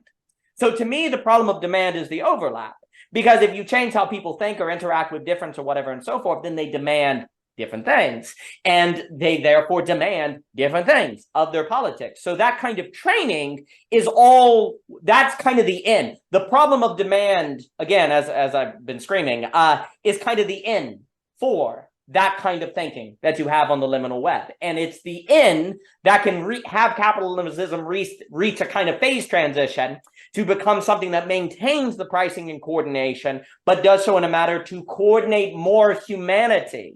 So another way to put this is the system right now coordinates and increases efficiency in terms of power and transaction, to use Forrest's term. It does not coordinate care, to use Forrest's term. And you can even use the Heideggerian sense if you want, because it works here. Well, in order to coordinate and increase the efficiency of care, that would require the transformation of the quality of demand. And then the system can optimize that. But the problem is, a lot of people are like trying to throw out capitalism, which if you change the quality of demand could actually accelerate the spread of that chains of demand and quality of engagement with the world to more and more people. So capitalism could actually, as a pricing system, help the spread of all the things that the liminal web is talking about, if you can indeed figure out the sustainability problem. So there are two problems here, but framing that, everything we've said so far is basically saying that there is value in the liminal web, because some people may come along and say, well, the reason you guys can't make money off the liminal web is because you don't create value. You're not doing anything. You had it coming, so that might be a counter that people have. It's like, well, no, because we're going through the entire thing to describe how that space of the quality of demand is actually central to capitalism creating wealth in a non-zero-sum way, as opposed to a zero-sum way. So then the question is the sustainability, the changing of the quality of demand. And then to me, the question becomes, and then I'll give it back to you. So to me, the big way you change how people have different qualities of minds is not with content, but new mediums. So the first thing you do is you replace the classroom trivia structure with something that makes learning an explorative. You basically have to get rid of grades in some structure. Now, here's the problem. When people hear get rid of grades, they're saying, so there's not going to be any testing. No, the test is a portfolio. You replace the resume and the test with a portfolio. Well, that would require a teacher that's able to grade quality, right? So you do have a certain, that's always going to start with a minority of people that then kind of grow. But once you create the medium, you can have more and more people. And I don't think the bar is actually that high, because usually you can tell when somebody knows what they're talking about or a student is engaged. So you're starting to judge the quality of motivation of the student, the quality of engagement, their ability to problem solve. You can think of Montessori schools. We have to move away from tests and resume to something more like portfolios, and the ability to actively problem solve questions that the teacher doesn't know. So there's an educational, so the medium, I don't actually care what if you want to debate, well, what's the content of school? Well, y'all can debate. Different communities will have different things they want to teach in terms of content. That's not the issue. The issue is the medium. So the medium you change. The other thing that has to be changed is probably the medium of politics, where politics moves back to a common structure of discussing, like Jim Rutt was saying with the flexibility, where we're, instead of thinking about politics right now of how do I get my guy to win the most votes to win, therefore it's the logic of transaction. I've been reading people like Sheldon Rowland, who's the Tocqueville scholar. He talks about politics as determining the vision the people want to live according to. Like in my language, that would be, what is the non-rationality you want to organize your rationality? Because without a non-rationality, there's nothing for rationality to organize. So what do you want? And what does this community want? And if politics was that, you probably do have something like a decentralized structure with different communities like Michelle Bowens is doing. You probably have 40, 50 of those, but they are united between the questions of what is the vision of this community? And then we have a pricing and coordination system that can help the communities interact without falling into self-reference or different cult things. So you probably have to move politics from a vote system to a vision system. And then the leaders are the people that are best facilitating, articulating, describing that vision and helping people see those non-rational values, or helping people, maybe it's something as well where the politician is the one that helps you understand the value of the tree beyond algebraic calculus, the tree in terms of the forest, like giving you the people who are best at giving you a sense of how to quantify reality in a manner that honors reality. Like we don't think about politicians as helping us think through valuation. We think of them as helping us get our guy that represents our ideology in place. So there seems to be also a kind of, like you're saying, like this difference between a leader that is a guide, that is guiding one of the people of thinking holistic according to holistic valuations, as opposed to a representative that's going to stop the bad guy. Those are some opening, but that would be a change of medium as well. That would then, because the medium moralizes the way to do things. Like if the medium is all about voting, then the moral thing to do in politics, the rational thing to do in politics is get more votes and do whatever you have to do to get more votes, right? Like if the medium of school means the point is to get a grade so you can get a good job, then the rational thing to do is to get good at trivia and to learn how to take tests, not to actively think through live open problems that are more approximate than definite, right? So you have to change the medium to change the associations. And I think here's the key. I do think it is possible to spread the conditions that changes how the majority of people associate, even if you cannot change intellectual levels, right? Because that's a big debate. It's like, okay, so are we saying that everyone, and I'd be curious what, like, it's like, there's a debate. Okay, are we saying that everyone has to read philosophy? Are we saying that everyone has to have like a high IQ or something like that? Well, if that's what you're saying, you're doomed. Your program can't work if that's what you're saying, because not everyone's going to read philosophy, and everyone's going to have different interests and different intellectual capacities. Some people will be good abstract reasoners, and others will be better tactile reasoners. There are different forms of knowledge. You can't create a hegemonic standard that you say, well, if everyone was like this, then everything would work. Oh, really? Okay. That's a mistake. But then, of course, that poses a problem, because if you're saying that what we need is a higher cognitive capacity for the world not to eat itself, that seems like a contradiction, unless the higher cognitive capacity is more associational based, which is to say I associate intelligence to whatever capacity I may have or whatever interest I have with process. I associate tactile knowledge with process. I associate democracy with process. Well, anyone of any personality can have a different association without changing them into a different person. That's the key. Like, we have to have people change without being changed, per se. We have to have them directed toward a different way of using their brain or using their money or using their politics that doesn't make them more like us. And that seems to be a shift in associational logic, which is the kind of medium as the message. I said a lot, I'll throw it back at you. Yeah, I think we've seen what civilization looks like when it rests primarily on the agentic waking state individual intelligence. We get the results that we've got.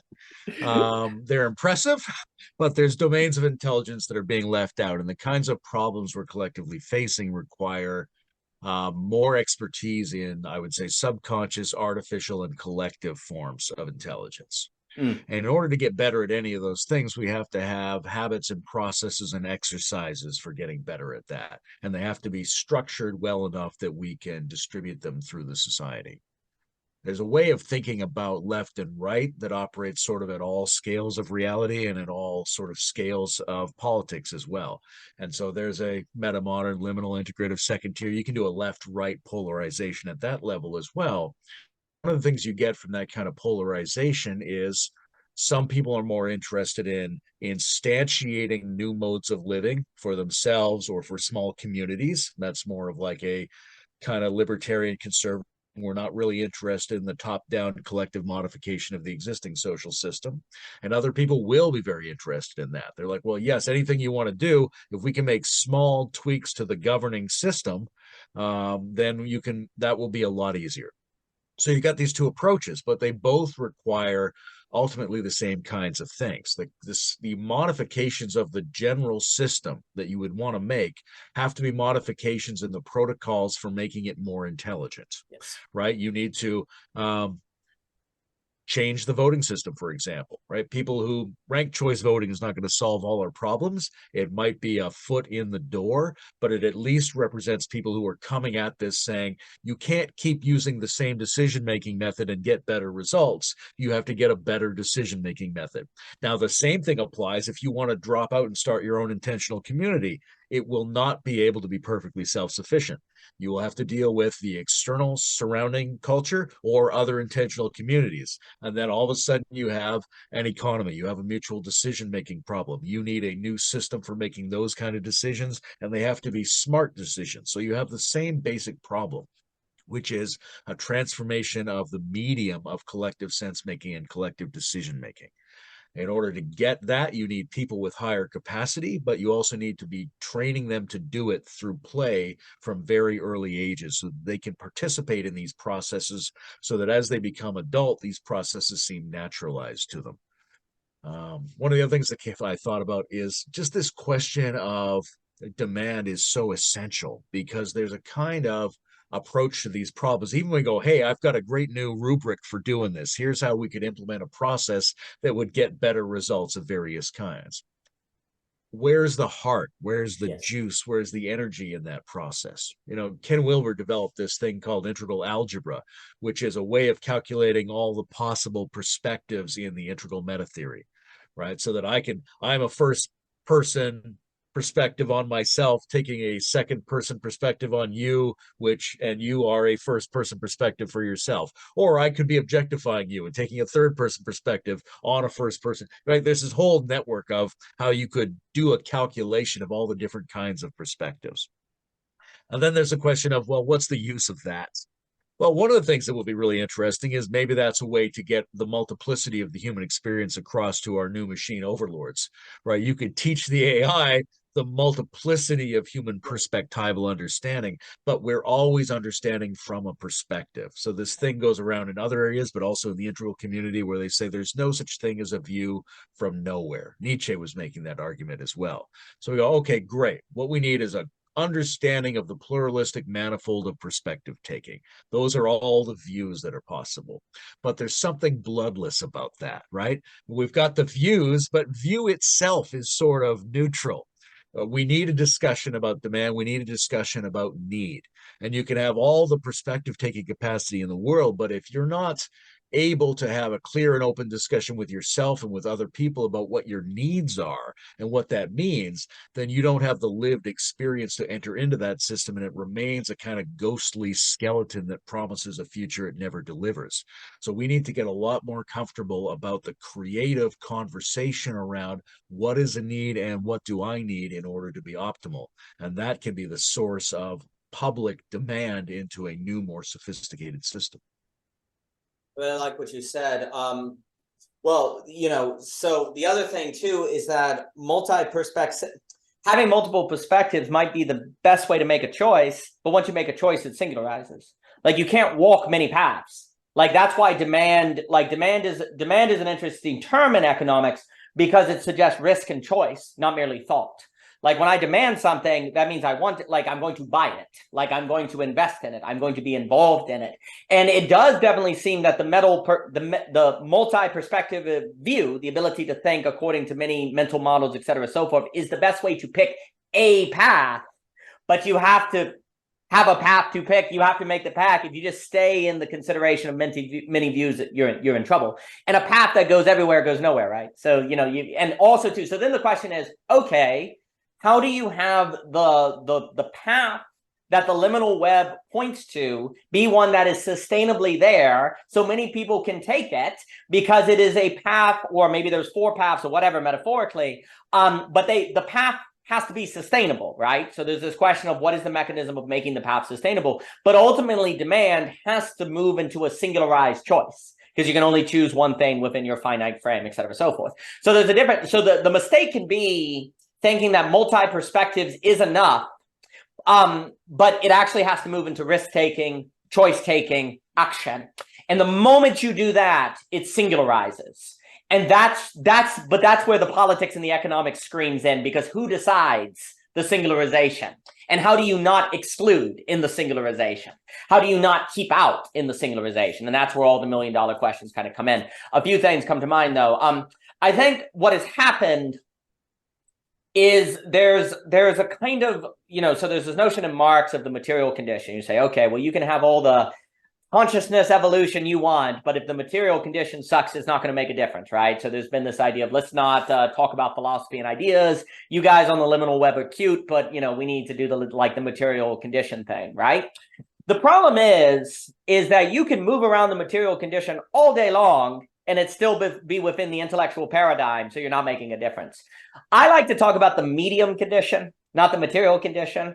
What are the mediums of the society? Okay, the medium of school is that trivia is smart. Okay, the medium of politics is that, fighting is democracy, or different things.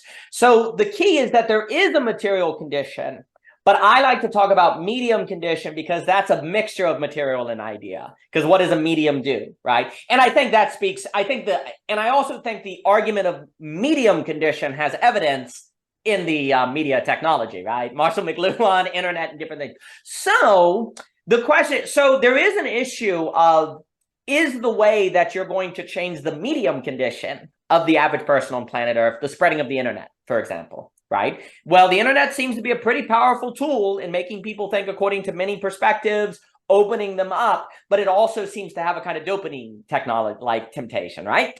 maybe, you know, there are some things here, it's a different subject. I do wonder if almost in a Hegelian sense, you need AI to kind of force people into a place where, say, they don't have a job and they're bored, so they're like, is there something more to life? So then they're hungry for nutritious experiences. Or AI gets so good at dopamine technology that people know that if they use the internet for that, they're screwed, like it's going to be weaponized.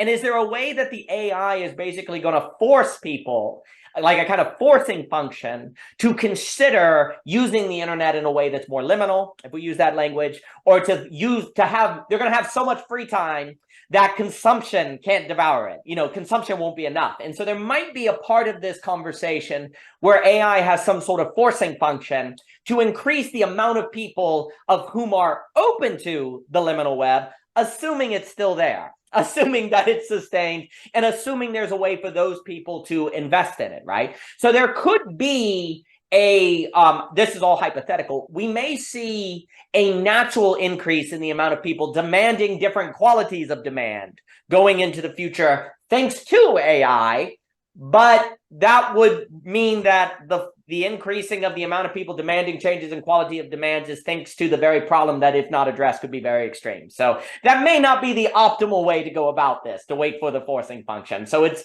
very serious to consider if there might be ways to do it without the forcing function. A lot of things change after world wars. I'd like to find an alternative.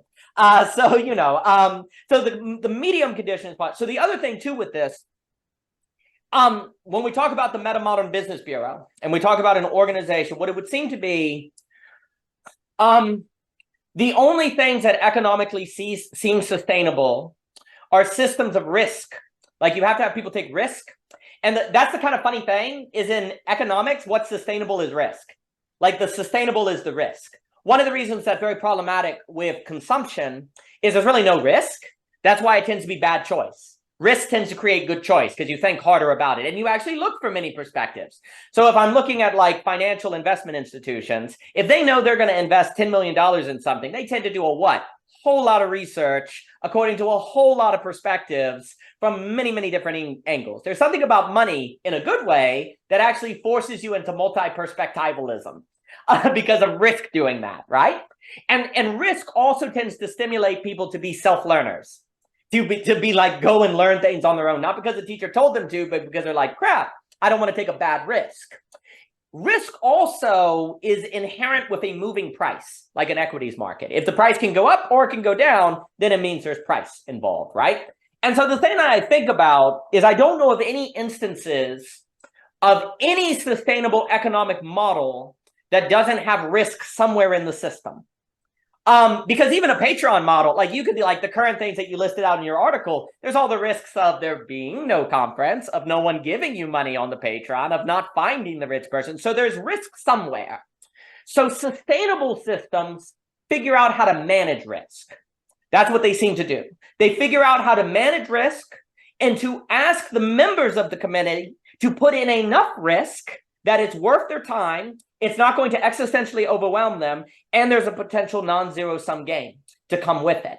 And so there are parts of me, like for example, these are so one, we have to change the medium condition of the West, no big deal, to shift that association, because shifting the medium condition is where you don't have the totalitarianism of changing the material condition, because that tends to be totalitarian.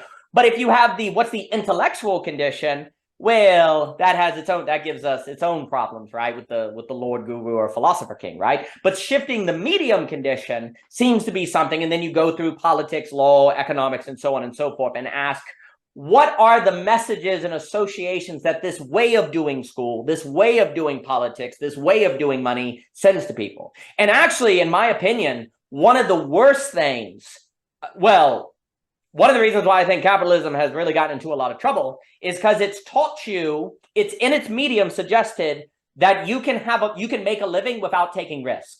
That's actually been the big problem, because then you need careers, security, politicians to maintain the security, a education system that you can trust to get the job. So the modern capitalist system is one that in its medium tells you that you can make a living without taking risk.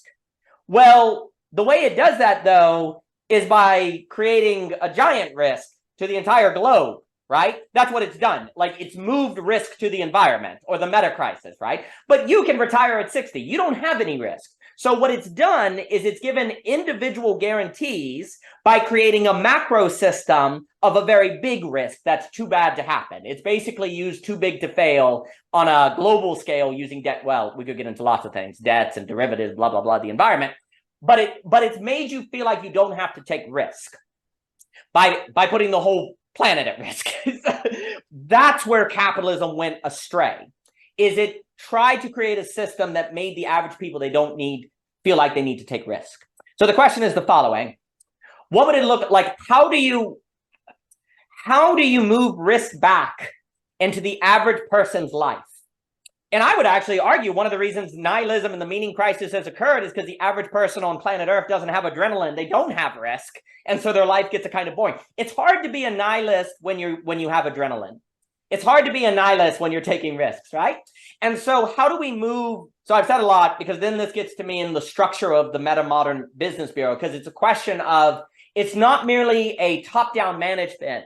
It has to be an allocation of risk-taking to where the members of the liminal web are invested. That risk can turn over into a profit or something sustainable. And it creates avenues for people outside the liminal web to take risk in investment that if the liminal web does well, they do well as well. And you can spread, thus, then create incentive for more and more people to be involved. Right? But it's according to a different quality of demand than the Wall Street demand, which is mostly at this point speculative, et cetera, so forth. So anyway. Yeah, and I really appreciate Taleb's work on trying to think forward into postmodern or post-postmodern ways of appreciating what a gamble is. Yes. Right? That there's a gamble inherent in everything, and what we need are good heuristics. How do we make a good gamble rather than a bad gamble?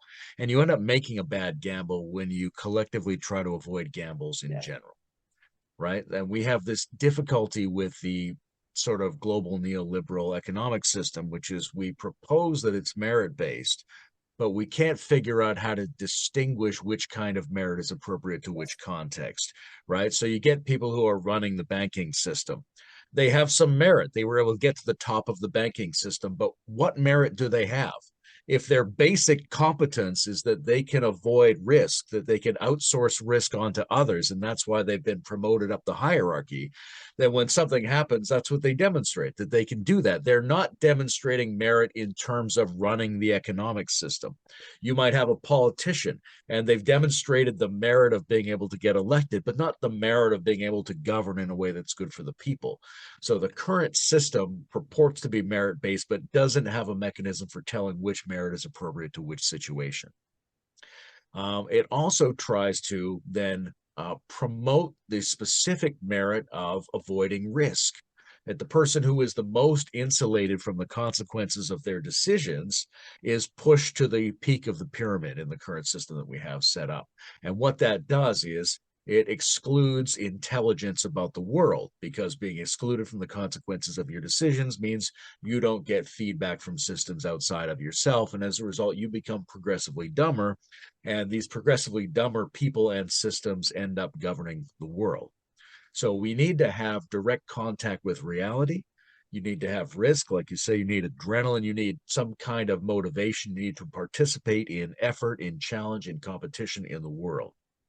So in a very small way, which is not economically privileged, we have a lot of people in the liminal networks who are insulated from the world, which is we try to focus on our spiritual and creative and analytic enterprises, right? Rather than how do you fix a porch? How do you sell an encyclopedia? How do you attract investors? Those things that actually affect the world. And we purport to be socially concerned, altruistic, all these sorts of things, but we're not getting a lot of that feedback from the actual environment. So one of the things that the MetaModern Business Bureau would do is facilitate the ability of people to group together into crews that they're willing to work with in order to undertake team challenges, in order to practice the skill of team instantiation.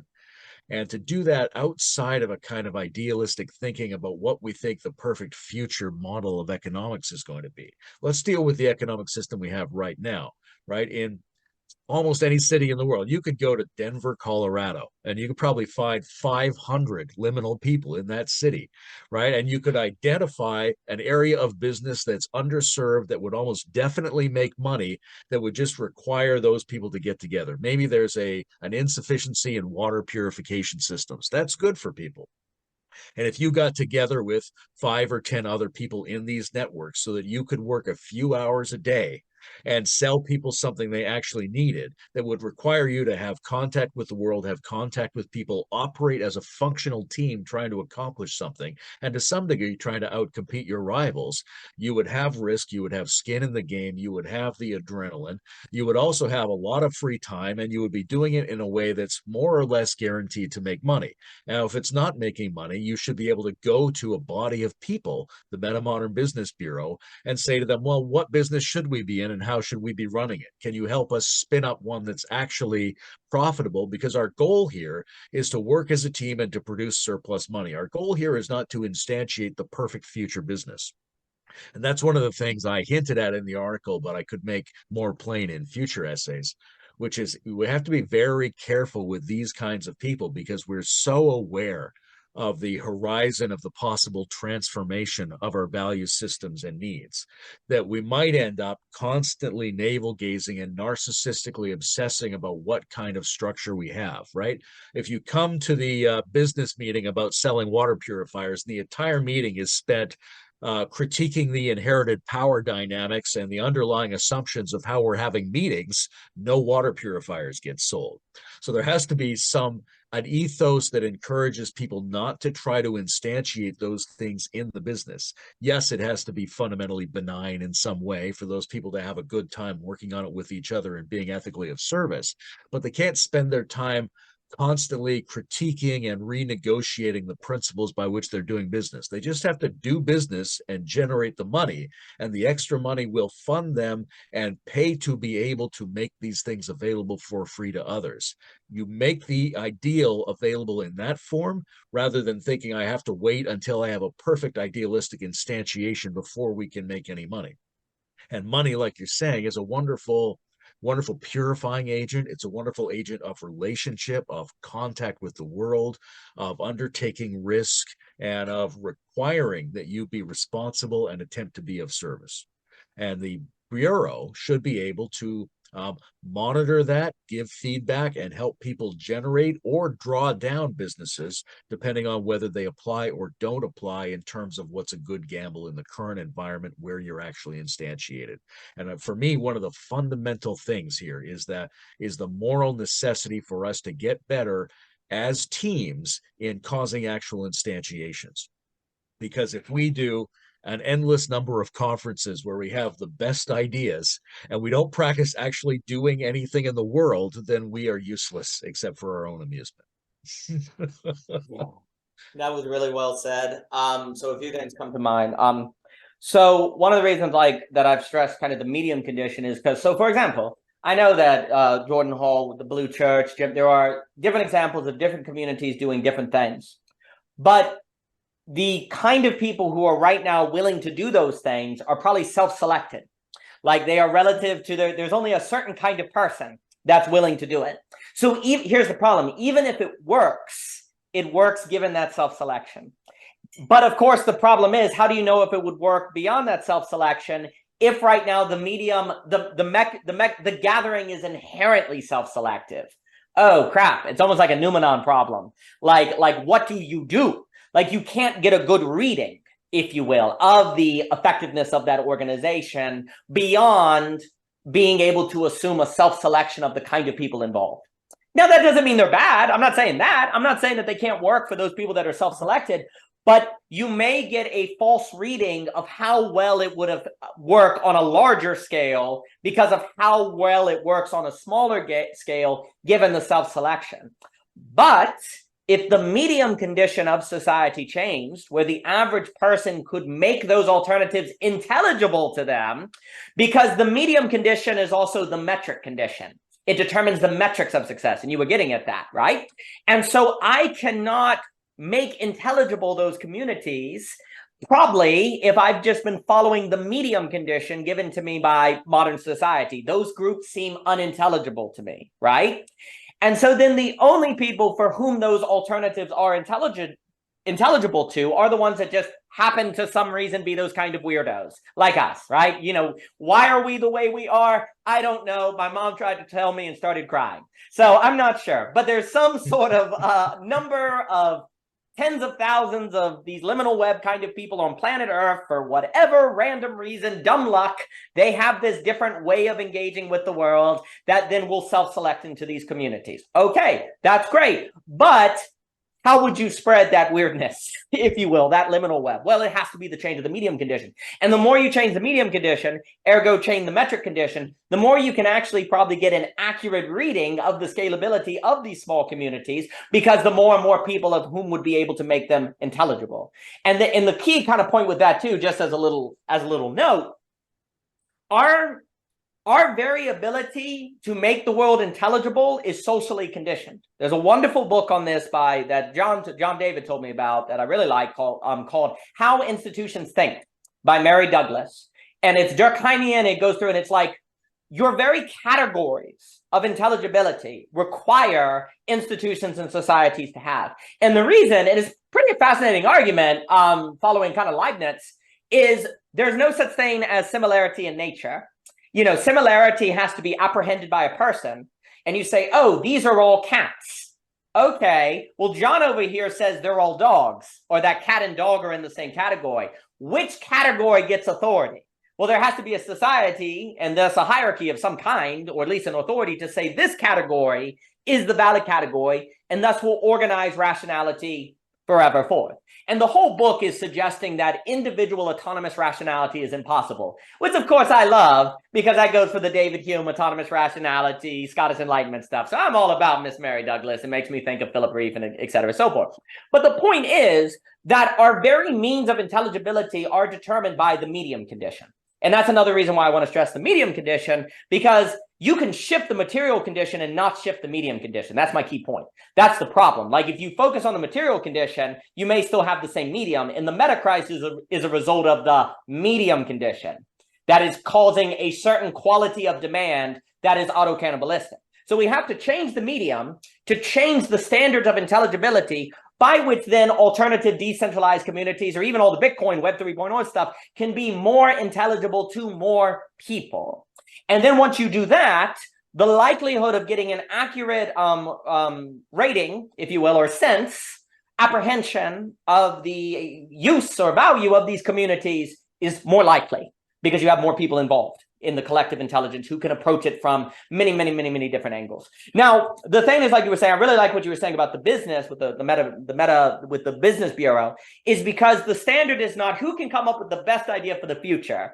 It becomes how do we go about providing water purification according to a quality of demand that does not reduce everything to just a kind of simple metric of price that isn't open, right? Well, you do have a metric then. That's not fluffy. It sounds fluffy. It sounds vague, but it's actually quite concrete. And what you're also judging is not merely the utilitarian, did we get the water purifier, but the quality of experience that went around the process of the water purifier. And if people have their brains that are trained according to a different medium to apprehend that, then they can actually quite clearly and concretely judge, assess to the degree that occurred. Why I think risk might be a part of this is because I do think there's something about risk that heightens the senses. Like you're really paying, like I can tell you like the difference between when I unloaded trucks for a long time, kind of a blue collar different thing, you are paying attention to how the customer is doing and the quality of the way you're going about it, but it's significantly less than an entrepreneurship, where it's all on you, and the quality of how you treat the person, the customer at the wedding venue, everything can come crashing down in a heartbeat. And so you figure out how to actually apprehend on many different levels versus do I just get them to sign the contract? You can kind of get away with that a little more when you only have to ask, how do I load up the cooler? Right? Like, okay, how do I do it? Well, I can be in a bad mood, a good mood. I can be a dick. I can be not. It doesn't matter. Does the job get done? But there's something about risk that heightens the senses. And so something I think about is, and this is where it gets entirely speculative at this point, is that how would the Bureau go about assuring that the members are taking a risk when they are involved? And that because the thing also about risk helps equalize. And also, if we don't do this, I think you're exactly right that we've traded micro risk for macro gambling. That's exactly right. So what we have to do is not just decentralize system and voting, et cetera, so forth, but decentralize risk, which the involvement of risk leads to a different kind of cognition. So how does the managers, because if the managers are taking a risk, then there's a sense of, oh, they have power and authority, but, it's not totalitarian, because they could go down with us and they're invested in us. And also, if I'm taking a risk, I have power as well. Like risk and power go together because I'm invested in this different community. And I almost think, and then I'll throw it back to you because this is where we're in speculative land. It does seem like you need something like almost a manual equity market. And let me explain what I mean by that. Okay, so I've got $1,000. Now, of course, this assumes I have $1,000, which you can just throw out, but just grant for here. And I say, okay, I really like the quality of work that the integral stage is doing. I really like the quality of work that Philosophy Portal is doing. And I really like the quality of work. I really like Anthony Morley or something. I'm just picking 3 random examples. If anyone is listening to this, I'm not picking favorites. I'm talking fast. And those were the first things that came to mind. And I say, okay, I'm going to invest $100 in the integral stage. I'm going to invest 100 in Philosophy Portal and 100 in Morley. But here's the key. After 3 years, I come back and my $100 in integral stage has turned into $120. And I've actually made $60 because it's gone up in value $20. So I took a risk because, well, maybe I come back and integral stage is 120 and another one's at 80 and another's at 110, right? So what you've done is I've invested. So I care about these organizations, which means I'm probably going to talk about them. Also, I'm invested in the quality. And also I've gone throughout the entire internet and determined these 3 are where I want to invest my money. And as a result, I have an investment in the community. I make money if they make money, and it's not merely charity, right? But the questions that then arise is what are the metrics that determine the increase of value of said organization? What would be the pricing mechanism by which you could carry out that investment? And maybe it does start something on the ground where the business, because a lot of like bureaus or unions, they have fees, right? Oh, what is your fee? This is your union due or your fees. What would it look like to instead have the bureau investment? You have to have a certain investment, which might be relative to what you have, but the investment, because the way I guess, if you put in $100 when the bureau is worth $500 and it goes up to $550, $100 of 500 would be whatever a fifth is of 100 or whatever, that percent, 20%. So then you would get a 20% of the extra $20 that were made, which would be $4, right? That would be kind of the equity market. Whatever the increase is would be a percentage of the amount that you initially put in, right? And that's kind of how an equity market works. Now, the question is, how do you have something like an, because this is a moving price. We talked about needing a moving price. We talked about a need to have risk, a need to have investment, and also something that removes hierarchy and makes it more equal. Well, some sort of, and I'm not saying that everything I said is what we should do. I'm saying that's an example of how an investment model kind of works. It seems to me like something like that is needed. Also, if I'm an outsider to the liminal web, what do people on the stock market want to do? I want to figure out what's going to be like, I want to find a company that creates real value that no one else knows about so I can get in early so that when it succeeds, I've done well. Could you invest in Aristotle before Aristotle per se? Could you invest in a community before it's a kind of big community, right? Will there then be incentive for people to engage in research to find different communities that do these different things, or to find different communities in concrete communities to be involved with them? Because I believe this new way of water purification is actually going to be what everyone is doing in the future because it's more human and it's less exploitative. So I want to be invested in that before, early, as soon as possible. Well, now you have a mechanism of creating sustainability, right? I've said a lot. I just throw that at you because to me, I don't see any examples of sustainability. So let me put it this way. I don't know of any way to have a sustainable model that keeps risk in the micro. That's the key, because you can have sustainability with the security career path that has led to the destruction of the planet, in my opinion. I have to elaborate on that argument, but I think it's fair. So we have to have sustainability that entails micro risk, that is going to also bring about in that risk a fuller cognition that does not involve some kind of investment mechanism. Now, if anyone hears this and says in the comments, well, actually on web, we've invented X, Y, please, I'm not saying that with authority. I'm saying me personally, because this is the realm of speculation.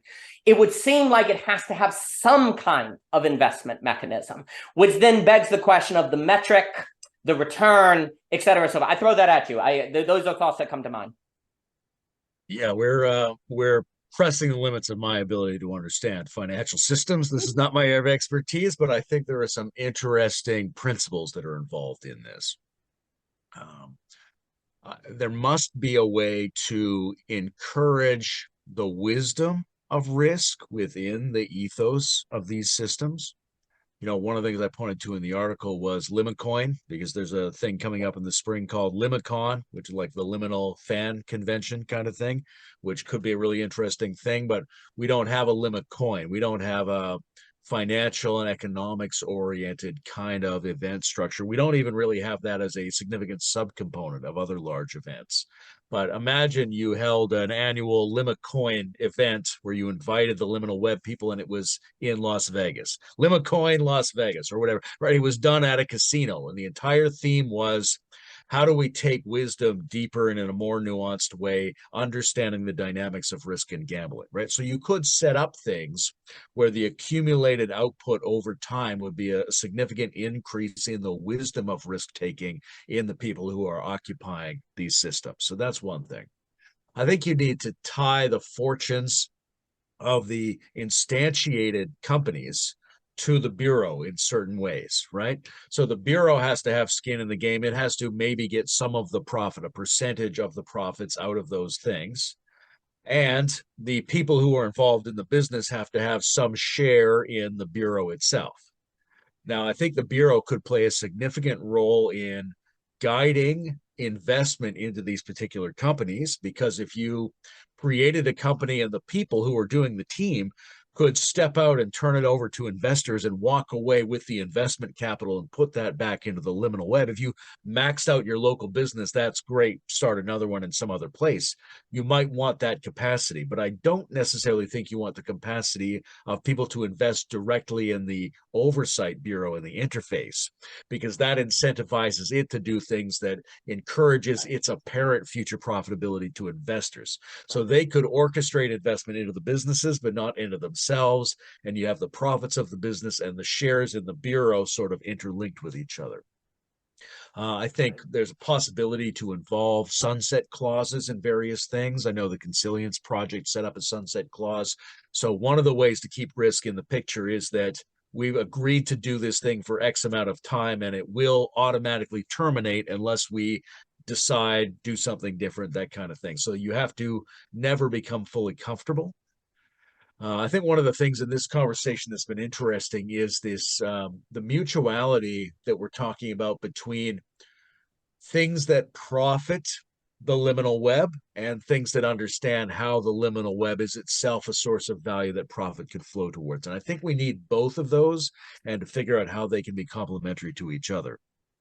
But the idea of directly profiting the people that are involved in various ways seems essential to me, because I guess at the heart of what a lot of what I'm saying is, how do we shift the material condition of the people who are already shifting the medium condition, let's say, right? Yeah. How do we benefit them, secure them, promote them? And religion, I think, has a lot to teach us here. Nobody would buy the Book of Mormon, right? If you had to purchase it, if you had to purchase Jehovah's Witness pamphlets, no. So the only way they get their message into the world is they can afford to provide it for free because of other business ventures they're involved in, and they're involved in those ventures specifically to get the money to provide their message for free, right? And if we could provide messages for free, practices for free, I know there's a lot of people who right? You're providing coaching, you're providing counseling, you're providing acupuncture, you're a nutritionist, you're a visionary, you're a philosopher. If you could just provide those services and didn't have to worry about skewing them to make a profit because you're getting the profit somewhere else. If we could have Emerge 2026 Mumbai and it's free to attend and it's still luxurious, it's still upscale, but it doesn't require you to have 20 grand to show up. Your opportunity to be egalitarian and dynamic and have skin in the game and promote this message into the culture is much greater. There's really no religion that would thrive in the world if you had to pay a lot in order to receive their message. I really like, so something stuck out to me that I find very interesting. I really Like like what you said, I'm going to use that with the whole exact, like you have to give it free. No one would buy it. That's hilarious. It was very interesting. So right now, when you buy equity in a company, you're basically investing in future profits. And that seems to be the problem. Arguably, it's especially the problem if our conception of time, of space-time, is problematic and it's more like time, space, and an unfolding present. So there actually is a question of what would it mean to be investing in a present? Because right now, like the equity market is basically pricing future profits. And that's why you can speculate. Okay, so the mechanism of equity investment that would not be bad would somehow have to move the thing you are investing in to being more present, more in the immediate, right? But how can you do that and have a moving price? That seems to be the golden calf almost, in a way. Like if you could figure out what exactly you are able in the present to value while having a moving and approximate price, because the people would go, well, you can't. If it's in the present, it's a fixed price, right? So what would be a present price that is still flexible? Therefore, there'd be the investment in risk in different things. That seems like it would require, I actually have no idea where the last 2 hours and 40 minutes went. You are delightful. I'm sorry, you're great. I just noticed, I'd actually not even looked. Okay, so sorry, so you're great. So that does seem to be like it would mean multiple domains. Because why do you have to invest in future profits? Because it's profit to profit. It's not it's the same domain. Okay, so theoretically, if we're going to start talking about investment in a present, it would be double domain. And I think that's what you're getting at with like the acupuncture and different things, right? Maybe that is, so okay, so let's use the water purification example. All right, so I want to do a metamodern business or liminal business, or I'll say, I don't know, liminal business, a metamodern business. And I want to invest, and the Bureau is like, all right, well, you need to invest. And what you are investing in is the experience of the water purifier in its community and in its placement in the community. And the investment, the metric of success is that that experience is actually greater, right? That it's actually there. The question would be then, how do you get money to be there if everyone says, yeah, this is great? It's like, okay, well, let's hope the money comes off the money trade. Like the money would have to be pre-existing. So is it something where the community, okay, so you have a community and they go, we want water purification. And you go through your 500 metamodern organizations, say, hey, this one has skills in that area. And they also have particular sensibilities that bring this more human sort of interaction. All right, hey, community, we can bring that about. But we will need you to almost put, is it something like a deposit, a down payment where you say it will be 5,000 that will be there. If they fail, you get it back. If they don't fail, we keep it and distribute it relative to the percentage of the investment that the people made so that they could be here. So you go, okay, well, I believe in this project as a member. You say, I'll put in $10. $10 is X percent of the 5,000. You could distribute it accordingly relative to not an equal. Here's the key. The distribution, I think, could be at risk if it's an equal thing, where you say, okay, 20 people, what's 5,000 divided by 20? That's what everyone gets. I think the bringing of micro risk would require the percentage that you have a right to of the 5,000 is relative to the investment you put into the Bureau. So then you have a movement of liquidity, right?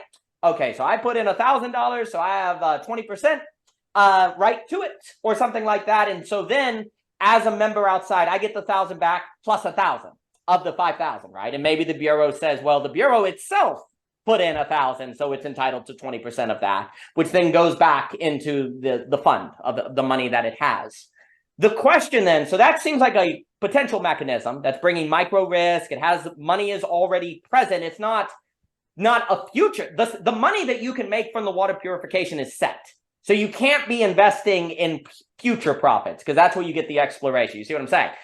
But the problem is the missing piece would be, what would the community judge to say, yes, you did it, or no, you only did it, you did it 4,000, so we get 1,000 back, you keep 4,000. There would have to be a judgment. I know you spoke about this in our last talk, on this ability of people to judge, to assess nutritious experience. The precondition for this model seems to be the capacity of the community to judge that quality, to have the trust, because you trust them to judge accurately. So it seems like you'd have to have trust and judgment of the community, or to also trust them if they say it's only worth 4,000, or maybe that's a set price. So I'm trying to think, I'm talking live, that those would seem to be the gaping holes, that maybe you can only do that if you have then a collective medium condition change to make people capable of the judgment of that quality. And also they'd have to be taught that they need to have that ability if you're going to have a sustainable society. So there does seem to be an education political dimension here, but at least there you're starting to approach some sort of mechanism of pricing and investment that moves the metric from a future potential profits to something that is kind of preset or something like that. I said a lot there. I throw it back at you. Yeah, it gets a lot more complex when you start to think about how the investment dynamics could work, right? I think the zero level of this is the business just has to provide a product or a service that fundamentally stabilizes the people who are doing it and gives them some extra that they can then allocate toward making things available or investing altruistically in other things. And that requires a great deal of, I mean, we nominally speak in these communities that we have a lot of trust for people, or there's an inherent goodness in humanity, or we're going to put our faith in emergent collective sapience or something like that, right? But we don't actually act in a way that puts trust in the community very much. Right. And just basic business is actually a way of putting trust in the community, because you could say, say you're a monastery and what you do is you produce chartreuse or something like that. Right. Does the community want that? Well, it turns out they do. You can sell this thing. Now, if the monks sat down and they thought, I don't know, is this really valuable? Should we be providing this? I'm not sure people should be drinking this. I don't really know. Is this a value or not? They're going to go 10 different ways, 100 different ways. They're never going to necessarily figure it out. But the fact that the community purchases it and you stay in business is a direct indicator that the community has value at that very basic level.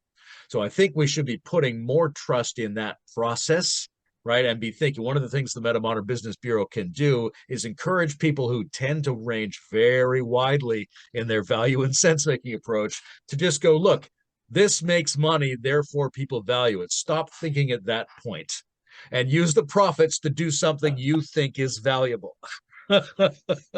So that's important. It's important to have that kind of ethos constraint. When it gets into the investment protocols, I think we don't know how to do that. And the way I would tend to approach it, and I'm no expert, I do something like what holacracy does, which is each instantiation would be able to modify and curate its own constitution, so to speak. So it can be tried in a number of different experiments, and then the Bureau can look across that field and see which variations have tended to pay off or not, because this is something we might not be able to predict in advance, that you have to learn by experiment. And it's one of those things. Jim Rutt and I have had numerous conversations about what kind of businesses game B type people would be able to outperform game A type people in. And you can make plausible arguments in a number of areas, but honestly, you don't know until you start a legion of experiments and see what actually succeeds. There's a big tendency in advanced thought communities to think we have to think this out in advance. But there's also a reality where you have to instantiate it first. Just run the experiments and see what works. But you have to have a distributed central nexus of sense making around the results of that, so that those results can then be implemented in the next iteration. I think the role of experimentation is critical. You know, if you think you have to have the perfect model before you do it, you're kind of privileging a single domain of knowing, right? And you're not taking seriously the tactile knowledge domain of Michel Planier or different thing. Also, we always overestimate how much we know until we experiment. In the same way, we always overestimate how friendly we are until we miss our cup of coffee, or we interact with people that don't politically think like us, and then it turns out we kind of suck because the real comes screaming in. I'll let you guess if I ran out of coffee today. There's also the question, like one of the reasons why sustainability is huge is because if you cannot figure out sustainability, you cannot sustain experimentation. So you have to have lots and lots of experimentation, kind of a federalist structure, et cetera, so forth. That seems to be quite necessary. So, and I think on this question of like what game B would outperform game A is quite interesting. So things come to mind. Is there something where maybe so I agree. There's like these two questions of the sustainability and the intelligibility. So there's the intelligibility of the liminal web, and then there's the sustainability of the liminal web. How do you get more people to make the liminal web intelligible, right? Well, the problem is you have to do it to know it, right? Well, why would I do it? Okay, crap. It's a chicken or egg problem, right? One of the ways that businesses have dealt with this problem is basically you can try it, and if you don't like it, you can return it.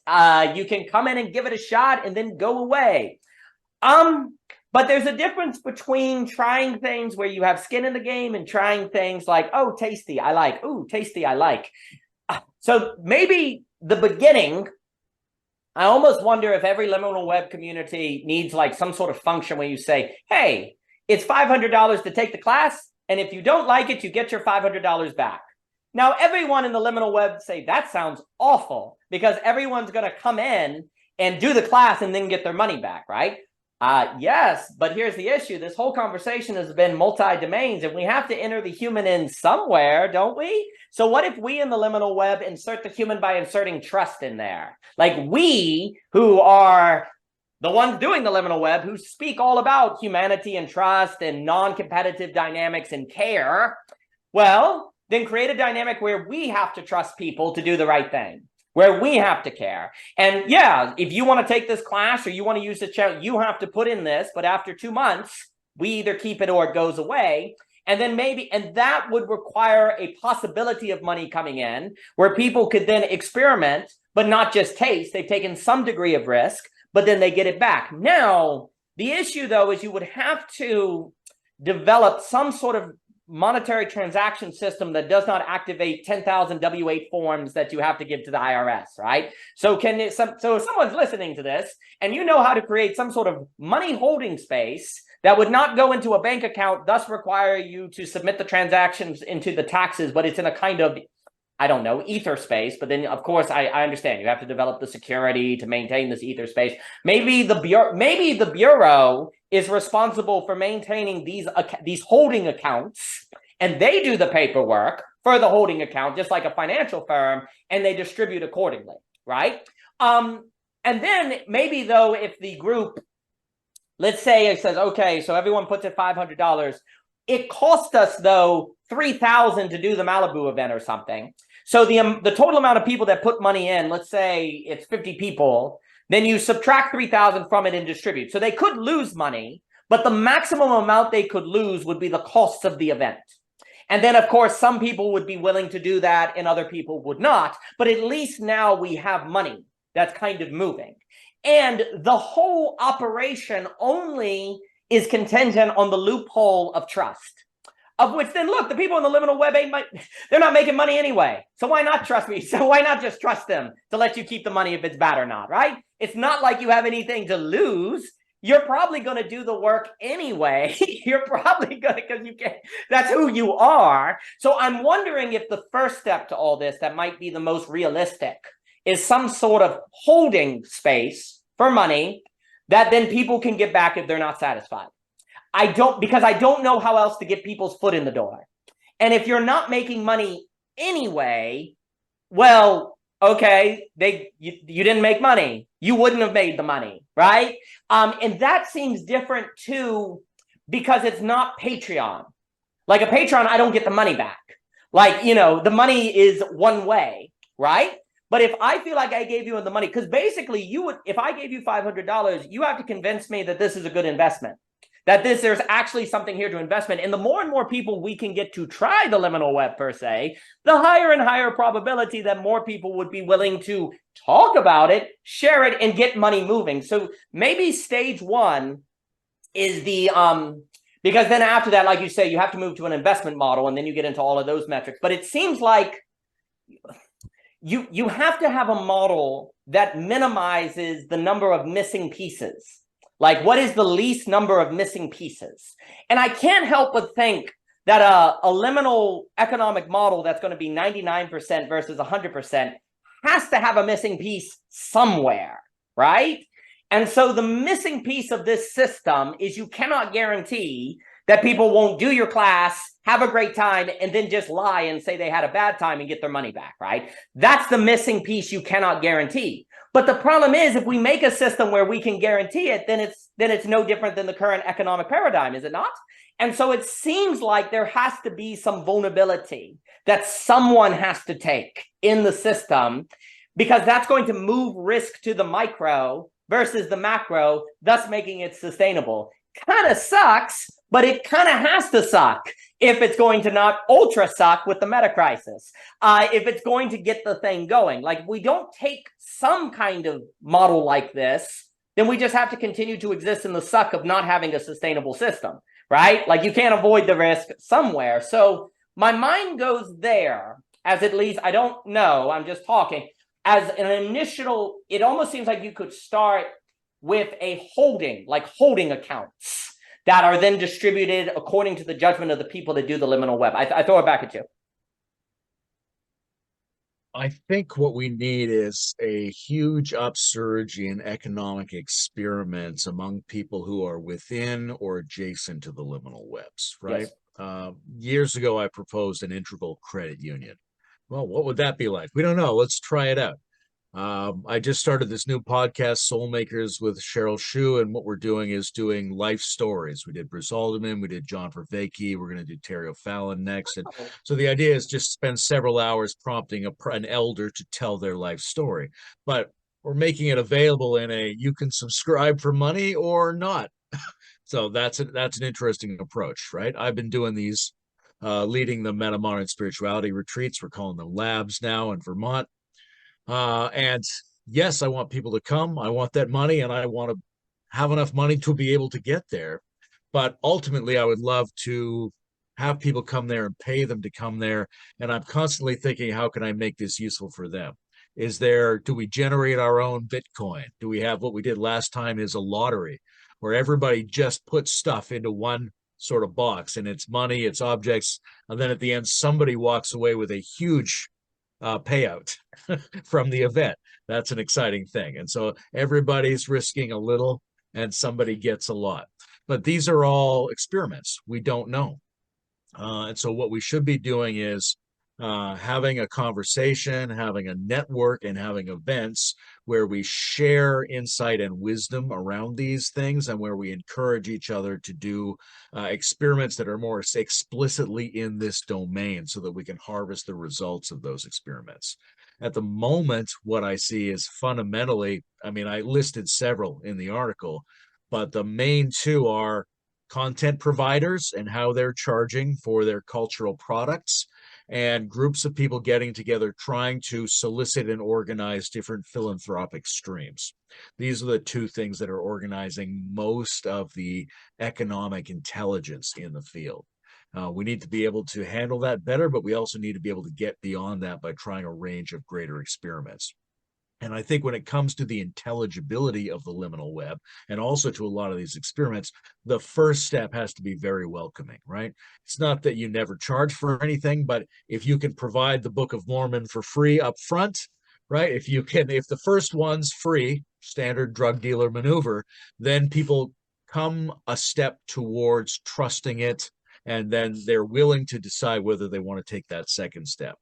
but nobody should have to take an unproven first step of something that might be difficult for them and they don't even know if it's going to be of any value in a world that is a sea of solicitation and alternative perspectives. So we need to be able to provide, in order to increase the intelligibility of the liminal web, that first step, the invitation to intelligibility, has to be more open, more accessible, and more free, so that people come in and then start to demonstrate skin in the game. But you have to give them something where they become confident enough in it that they're willing to take that gamble, just like you need to have a secure enough social safety net that people can attempt entrepreneurship. Those two things are fundamentally wedded together. I think that's really well put. And I know we're coming up at the end here, and I don't know where the time went. I really like speaking with you. So this is great.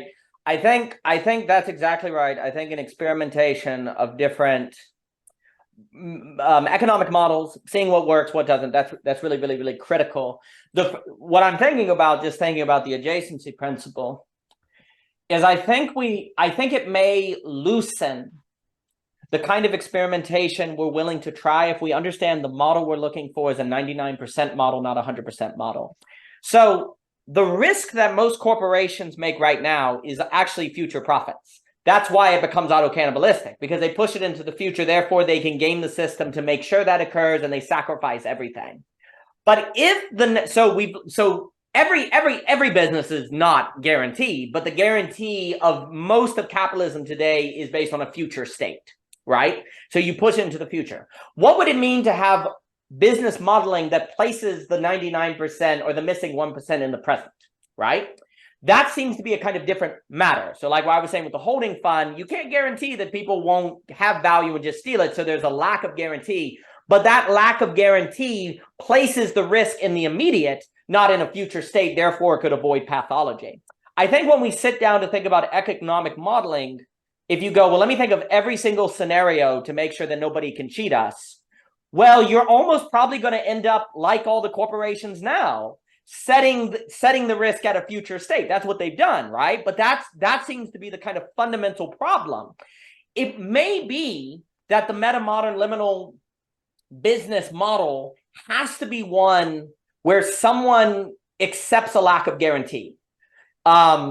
Therefore, it's 99%. And it might be that we have to, on the liminal web, trust the customer somehow. Like we put ourselves in a place where they can take advantage of us. But that's how the metric is then kept in the present state, right? And that's the kind of risk that's involved. Now, of course, can the consumer also take some level of risk, as opposed to right now in the stock market, the investor, they put their risk in the future state as well. They don't know if Apple will be $200 next year or $100. So what would it mean for them to put the risk in the present state, right?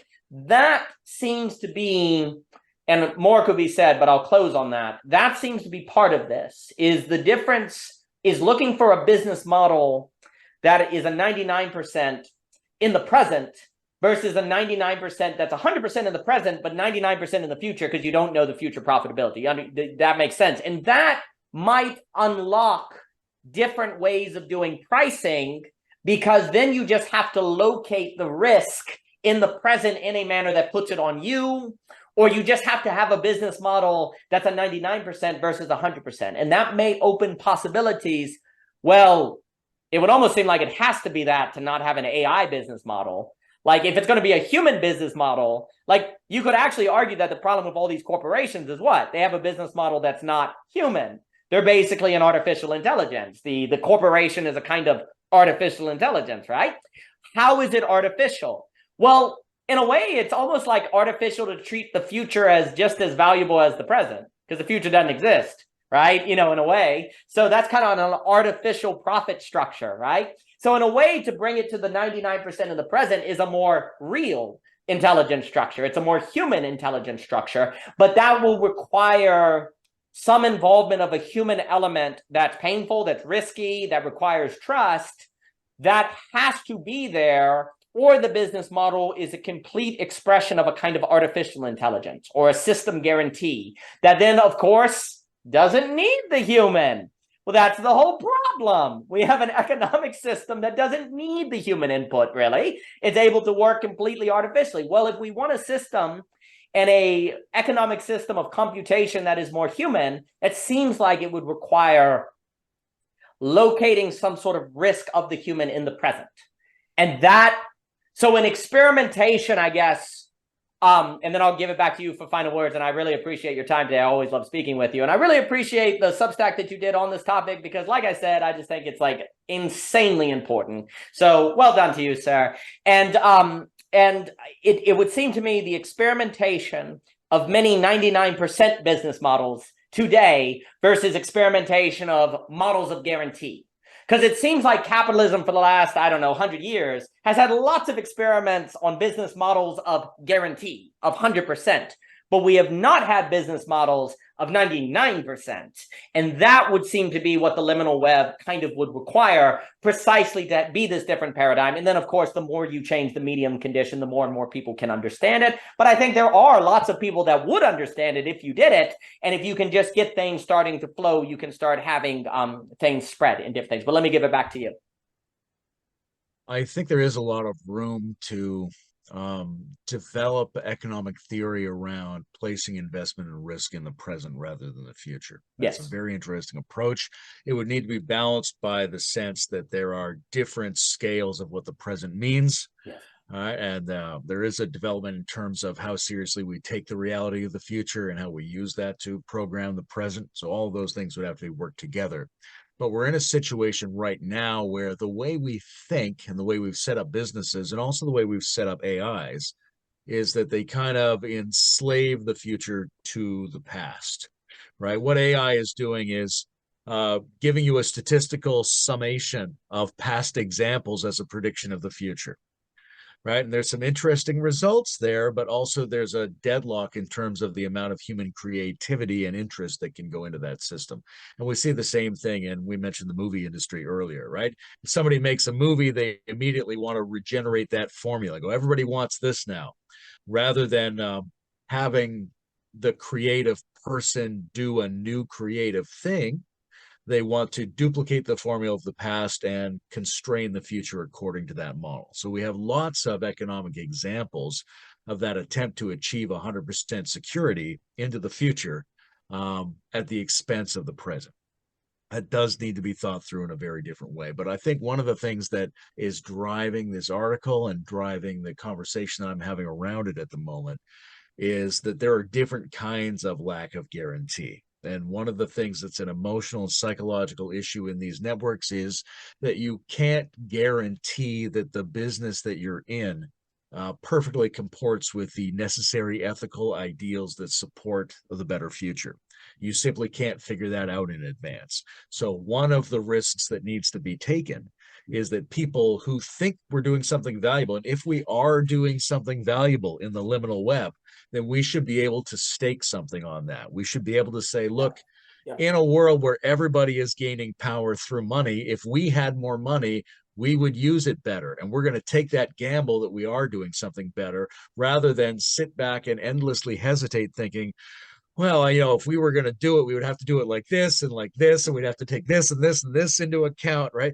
We're trying to secure ourselves from ethical risk in that manner, Yes. But you have to take an ethical risk in order to do business, in order to gain money, in order to gain surplus money so that you and people like you can make things that you think are important available that the world, in fact, might need in order to not steer itself into a catastrophe. Beautiful. Yes, what a pleasure to talk to you, even for 3 hours. And anytime you want. This is great. I really enjoyed. I really like, it made me think in a funny way that when we're thinking about future profits, we're not thinking about the future at all. We're actually just thinking about the past ahead of us. And it's really kind of weird. And it's the same way that we were talking about self-forgetfulness or self-naturalization. It's almost like we need to be future forgetful to have a future. Like we need to be like natural, like the natural approach to the future is in the present or we're not going to have one. And so the question is, how do you have a business model that's in accordance with it, that's in accordance with that? If we do not do that, well, then we don't have a future because all we have is a past and, that's it. So we'll be past. So I really like that. I think also like if we don't figure out a way to take risk, then what you see in the liminal, the choice is between risk or anxiety. funny enough. Like one of the reasons we avoid risk is because we don't want to be anxious. Well, actually, you just guarantee you're going to be anxious then. In the same way that if you don't take on risk, you have a macro risk. And so the question is, what is a business model where you can have risk but not anxiety? And there might be experimentation in the 99% that it can occur. And indeed, if the liminal web is creating value, then let's take some risk, because we believe in it and different things. The question is, what is the model? Again, the reason why we have to think new models is because basically never in the history of economics has there been a relationship between the wage labor and the shadow work per se. That's never occurred. What would that look like? Well, it seems like it would require the 99% business model versus the 100% business model to make that possible, and to make possible the maintaining of coordination pricing systems that are not exploitative, because they're about the coordination and harmonization, or the making more human the present. How do we coordinate the present to be more human? Right now, our pricing and coordination is about making the future more like the past. Well, I guess it eats itself then. But how do we use these technologies to make the present more human? I think is a massive question, and your work is helping us ask those questions. So thank you, Layman Pascal. You're awesome. Really enjoy speaking with you. Let me just throw two things here at the last second. One is we haven't really discussed Bitcoin and blockchain at all. And there are people in our community that would really want to bring that into this conversation. Yeah, they would. That's for another time. The other is I probably wouldn't have called it the MetaModern Business Bureau if it weren't for Brent Cooper's article on Metamodern Monetary Theory a couple of years ago. Brent doesn't get shout outs a lot, but he does some interesting work. And I think there's a huge urgent opening for us to think much more seriously and more expansively about how we approach economics in these communities. I think so. And we didn't get into the Web 3.0. Again, Anthony does great work on where it may be possible to use that technology to help solve the problem of the distribution of digital assets outside an advertisement model. So I think there's a lot of room for that conversation. He's written a book on it as well. Anthony Morley, that's quite lovely. I love that guy. And the Brett Cooper example, that reference was really good. And indeed, Mr. Layman Pascal, thank you, sir. I hope you have a wonderful day. Thanks. Good to see you, my friend. Good to see you, sir.